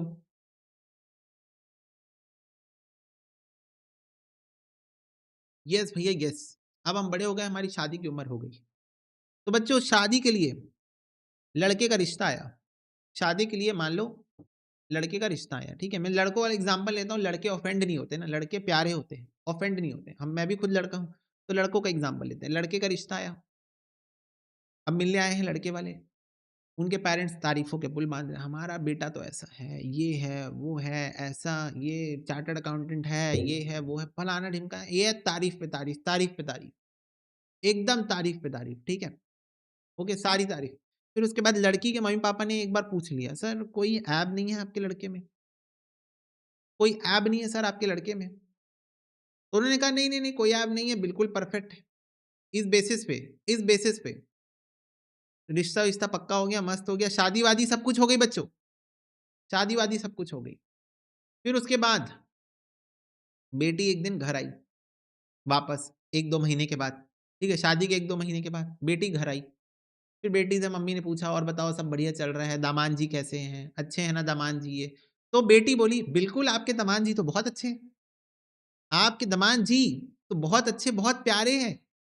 जैसा जैसा उनका डिस्क्रिप्शन मिला था हमको, वैसे ही हैं, सेम टू सेम। बट कभी-कभी स्मोकिंग कर लेते हैं, कभी-कभी ड्रिंकिंग कर लेते हैं, कभी-कभी लेट नाइट घर आते हैं, कभी-कभी बिना बताए गायब हो जाते हैं। बहुत कभी-कभी, बहुत बहुत थोड़ा-सा, इत्तू-सा, इत्तू एकदम, बहुत कभी-कभी गुस्सा हो जाते हैं, खाना नहीं खाते, घर में खाना ही नहीं खाते, बाहर से खाना खा के आ जाते हैं। ये कभी-कभी होता है, कभी-कभी, कभी-कभी एकदम थोड़ा-सा बट लगाए ना थोड़ा-सा, ये सब बहुत कभी-कभी होता है, बहुत कभी-कभी होता है। तो फिर मम्मी ने पूछा, "ये बातें तो बताई नहीं गई थी हमें, ये बातें ये बात हमें पहले क्यों नहीं बताई?" तो अब पछताए क्या, जब चिड़िया चुग गई खेत, अब पछताए का होत, जब चिड़िया चुग गई खेत। समझ रहे हो मेरी बात को? कि अब तो हो गई ना शादी, अब क्या फ़ायदा? अब क्या फ़ायदा? तो बच्चों एक बात बताओ, अब ये इर्रिवर्सिबल हो गया, राइट? तुम बोलोगे भैया डिवोर्स कल्चर है, डिवोर्स हो जाएगा 2 मिनट में। और मैं बोला बेटा डिवोर्स भी तो it's a long process, it's a hefty process. मैं ये बोल रहा हूँ अगर शादी के पहले पता होता, तो शादी नहीं करते। बोलो हाँ। अगर शादी के पहले पता होता, तो शादी नहीं करते। आ रही बात समझ में? मतलब कुछ लोगों की प्रेफ़रेंस होती है ना, कुछ लड़कियाँ होती हैं जो खुद भी ड्रिंक करती है, तो उनको तो मस्त हाँ यार, मेरे को तो एकदम मैचिंग पार्टनर मिल गया, कोई बात नहीं। ड्रिंक करते हैं लोग, कोई दिक्कत नहीं है, उनका हेल्थ खराब हो रहा है उससे, कोई दिक्कत की बात नहीं। कुछ लड़कियाँ होती हैं ना, वो भी ड्रिंक करती हैं, हाँ, चल बेटा 1 पैक मेरे लिए भी बना, फटाफट से, समझ रहे हो? ठीक है? तो एनीवेज़ जिस लड़की की प्रेफ़रेंस ये नहीं थी कि मेरे को एक ऐसा पार्टनर नहीं चाहिए जो कि अल्कोहल और स्मोक करता हो। शादी होने के बाद पता चला तो अब तो कोई फ़ायदा नहीं है, अब तो कोई फ़ायदा नहीं। लेकिन अगर शादी होने के पहले पता होता, तो शादी नहीं होती। आ रही है बात समझ में? ओके, ठीक है? अगर शादी होने के पहले ये बात पता होती, तो शादी नहीं होती। तो this is the concept of full disclosure बच्चों। This is the convention of full disclosure कि सारी मटेरियल और रेलेवेंट इन्फॉर्मेशन डिस्क्लोज़ करो स्टेक होल्डर को। स्टेक होल्डर कौन है? वो लड़की, जिसकी शादी होने वाली है। तो उस लड़की को वो सारी इन्फॉर्मेशन बताओ जो कि रेलेवेंट है। ठीक है? उस लड़की को वो सारी इन्फॉर्मेशन बताओ जो कि रेलेवेंट है for the purpose of decision making. सारे बच्चे बताओ अगर लड़की को ये बात पता होती शादी के पहले स्मोकिंग और अल्कोहल वाली तो वो नहीं करती ना शादी। लड़की का डिसीजन चेंज होता ना, होता कि नहीं होता बताओ? लड़की का डिसीजन चेंज हो जाता अगर ये इन्फॉर्मेशन पता होती तो बच्चों हर वो इन्फॉर्मेशन जो आपके डिसीजन को चेंज कर सकती है, हर वो इन्फॉर्मेशन बच्चों, हर वो इन्फॉर्मेशन जो आपके डिसीजन को चेंज कर सकती है वो मटेरियल है। हर वो इन्फॉर्मेशन जो आपके डिसीजन को चेंज कर सकती है वो इन्फॉर्मेशन मटेरियल होती है और वो सारी मटेरियल इन्फॉर्मेशन का फुल डिस्क्लोजर होना चाहिए। अकाउंटिंग के पॉइंट ऑफ व्यू से बच्चों शेयर होल्डर कौन होता है? जो आपके बिजनेस में पैसे लगाता है। शार्क टैंक देखियो ना, शार्क्स बिजनेस में पैसा लगाते हैं ना स्टार्टअप्स में, तो वो होते हैं शेयर होल्डर्स। वही होते हैं शेयर होल्डर्स जो आपकी कंपनी में पैसा लगाते हैं। तो वो पैसा लगाने के पहले आपकी कंपनी की सारी इंफॉर्मेशन जानना चाहेंगे जो कि मटेरियल है, जिससे उनका डिसीजन चेंज हो सकता है। वो सारी इंफॉर्मेशन आपको उनको बतानी होगी। वो सारी इंफॉर्मेशन आपको उनको बतानी होगी। यस और नो? इसी को बोलते हैं कॉन्सेप्ट ऑफ फुल डिस्क्लोजर। ठीक है? यस? ओके। जैसे बच्चों फटाफट से बताओ। और मटेरियल का मतलब क्या होता है? वो इंफॉर्मेशन जिससे आपका डिसीजन चेंज हो सकता है। अब मेरे को एक बात बताओ, जैसे वही रिश्ता आया, ठीक है? मान लो इस बार लड़का एकदम परफेक्ट है, सुपरसोनिक परफेक्ट है। सब कुछ है एकदम स्ट्रॉन्ग। लेकिन शादी के बाद लड़की को जाके पता चला लड़का बहुत इमोशनल है। छोटी-छोटी बात में उदास हो जाता है। ये सेंसिटिव है बहुत, बहुत सेंसिटिव है, इमोशनल है। कभी-कभी रो भी देता है, "अरे सॉरी मैंने आपको परेशान किया। आज मैं सुबह च आपके हाथ की चाय नहीं पी पाया तो आपको बहुत दुःख हुआ होगा, उसके लिए मुझे माफ़ कर दो। प्लीज़ कल से मैं नहीं मिस करूँगा, मैं आपकी चाय पी के जाऊँगा, आपके हाथ से बनी हुई चाय। आपने इतनी मेहनत करते हो मेरे लिए, आप सुबह-सुबह उठ के मेरे लिए चाय बनाते हो और मैं आपकी चाय मिस कर दिया, वो मुझे ऑफ़िस के लिए लेट हो रहा था। I am so sorry for that. मैं कल पी के जाऊँगा पक्का, आई प्रॉमिस इसके बाद मैं कभी मिस नहीं करूँगा। आप मुझे पैक करके दे देना। सेंसिटिव है बच्चा। कौन है? लड़का। लड़का सेंसिटिव है, इमोशनल है, ठीक है? इमोशनल है। अब बताओ, क्या उस लड़की को पता चला शादी के बाद कि ये लड़का इतना इमोशनल है, तो क्या उससे उसका डिसीज़न चेंज हो जाएगा? नहीं, वो तो उससे और प्यार करने लग जाएगी। वाओ यार! कितना प्यारा एकदम ग्रीन फ्लैग नहीं, ग्रीन फॉरेस्ट मिला है मेरे को। मुझे ग्रीन फ्लैग नहीं, ग्रीन फॉरेस्ट मिला है, वो तो और खुश हो जाएगी, वो तो और खुश हो जाएगी। तो बच्चों, ये बताओ यहाँ पर फुल डिस्क्लोज़र एप्लीकेबल है? नहीं। लड़की के मम्मी-पापा ने शादी के पहले ये बात नहीं बताई थी कि लड़का इमोशनल है, नहीं बताई थी। नहीं बताई थी। पर क्या शादी के बाद ये बात पता चली तो डिसीज़न चेंज हो रहा है? नहीं हो रहा है। तो वो इन्फॉर्मेशन मटेरियल नहीं है। वो इन्फॉर्मेशन मटेरियल नहीं है। मटेरियलिटी वही होता है बच्चों, मटेरियलिटी बहुत इंपॉर्टेंट प्रिंसिपल है। इसके ऊपर तो मैं इतनी बात करूँगा, हालाँकि सारे इंपॉर्टेंट हैं। कंज़र्वेटिज़्म के ऊपर बहुत बात करूँगा, मैचिंग के ऊपर बहुत बात करूँगा, मटेरियलिटी के ऊपर बहुत बात करूँगा। पर अभी के लिए बस इतना जान लो, मटेरियल का मतलब होता है ऐसी इन्फॉर्मेशन, मटेरियल इन्फॉर्मेशन का मतलब होता है ऐसी इन्फॉर्मेशन जिससे आपका डिसीजन चेंज हो सकता है। ऐसी इन्फॉर्मेशन जिससे आपका जिससे आपका इन्फॉर्मेशन ऐसी इन्फॉर्मेशन जिससे आपके डिसीजन चेंज हो सकते हैं। तो वो होता है मटेरियलिटी का मतलब, ये देखो, only significant financial information that influence decision making, उसको बोलते हैं मटेरियलिटी। क्या बोलते हैं उसको? Materiality, that influence decision making. और हर मटेरियल इंफॉर्मेशन का फुल डिस्क्लोजर होना चाहिए। हर मटेरियल इंफॉर्मेशन का, हर रेलेवेंट इंफॉर्मेशन का फुल डिस्क्लोजर होना चाहिए। बच्चों मेरे को एक बात बताओ, तुमसे 5 रुपए घूम गया और ये बात तुमने मम्मी को नहीं बताई। क्या ये 5 रुपए घूमना मटेरियल है? फटाफट से बताओ। क्या ये 5 रुपए घूम जाना मटेरियल है बच्चों? फटाफट से बताओ।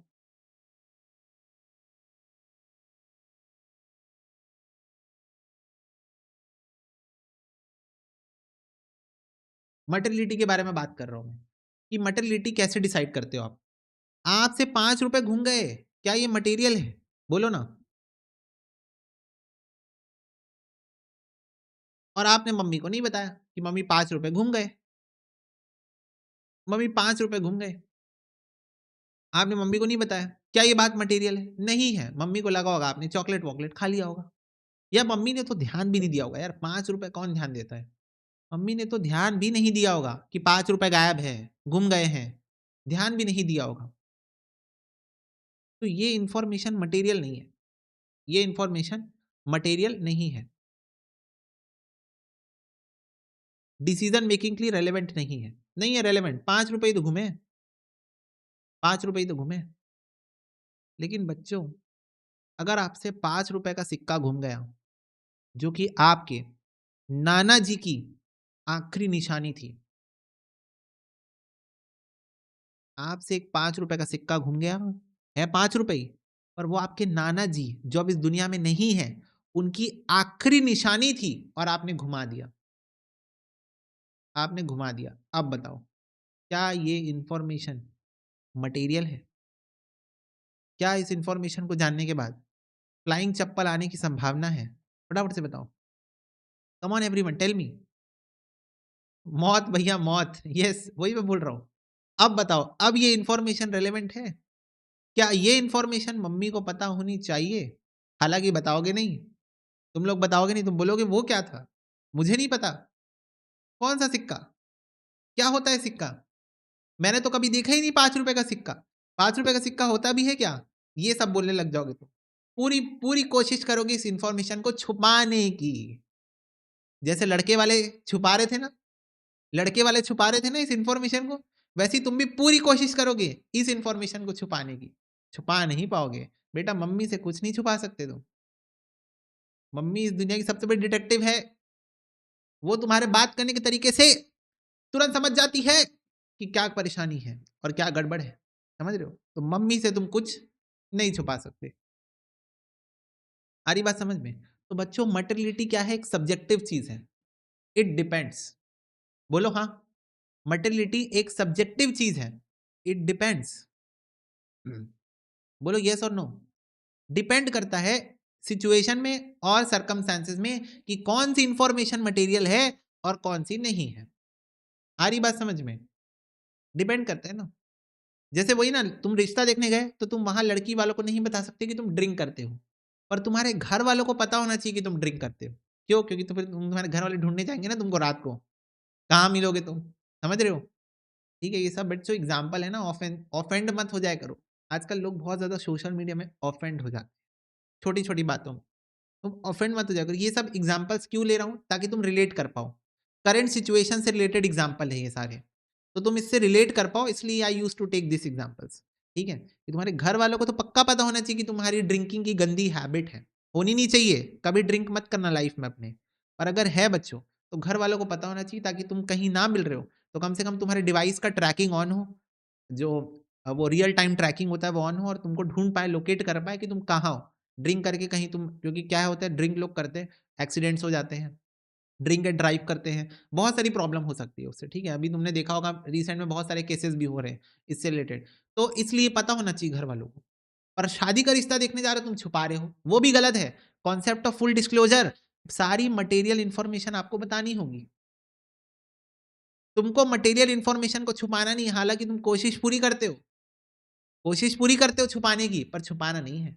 बताना पड़ेगा मम्मी को कि 5 रुपए का सिक्का घुमा दिया हमने, नाना जी वाला, नाना जी वाला 5 रुपए का सिक्का हमने घुमा दिया है। ये तुमको बताना पड़ेगा बच्चों। ठीक है, मटेरियल इंफॉर्मेशन को आपको बताना पड़ेगा स्टेक होल्डर को। स्टेक होल्डर कौन था यहाँ? मम्मी था, मम्मी थी, सॉरी। स्टेक होल्डर यहाँ पर मम्मी थी, क्योंकि वो मम्मी का सिक्का था जो उनको नाना जी ने दिया था। तो आपको स्टेक होल्डर को उस मटेरियल इंफॉर्मेशन को बताना होगा। Concept of full disclosure. तो सारे बच्चे बताओ, क्या ये दोनों कन्वेंशन आपको क्लियर है? फटाफट से बताओ, सारे बच्चे बताओ, क्या ये दोनों कन्वेंशन क्लियर है? कॉन्सेप्ट ऑफ मटेरियलिटी और concept of full disclosure. Concept of materiality, those those information which can impact your decisions. ऐसी इंफॉर्मेशन जो आपके डिसीजन को चेंज कर सकती है, वो होती है मटेरियलिटी। और फुल डिस्क्लोजर मतलब ऐसी इंफॉर्मेशन आपको दिल खोल के बताना है, ऐसी इंफॉर्मेशन आपको दिल खोल के बताना है। ठीक है, ओके बच्चा पार्टी। तो यस, बस आज की क्लास में हम इतना ही कर रहे हैं बच्चों। नेक्स्ट क्लास से अकाउंटिंग इक्वेशन में मोस्ट प्रोबेबली स्टार्ट करूंगा। हालांकि मेरे को इस क्लास में स्टार्ट करना था, पर पिछली क्लास में स्टार्ट कर दूं, नेक्स्ट क्लास में उसको स्टार्ट करूंगा। ठीक है, ओके, यस।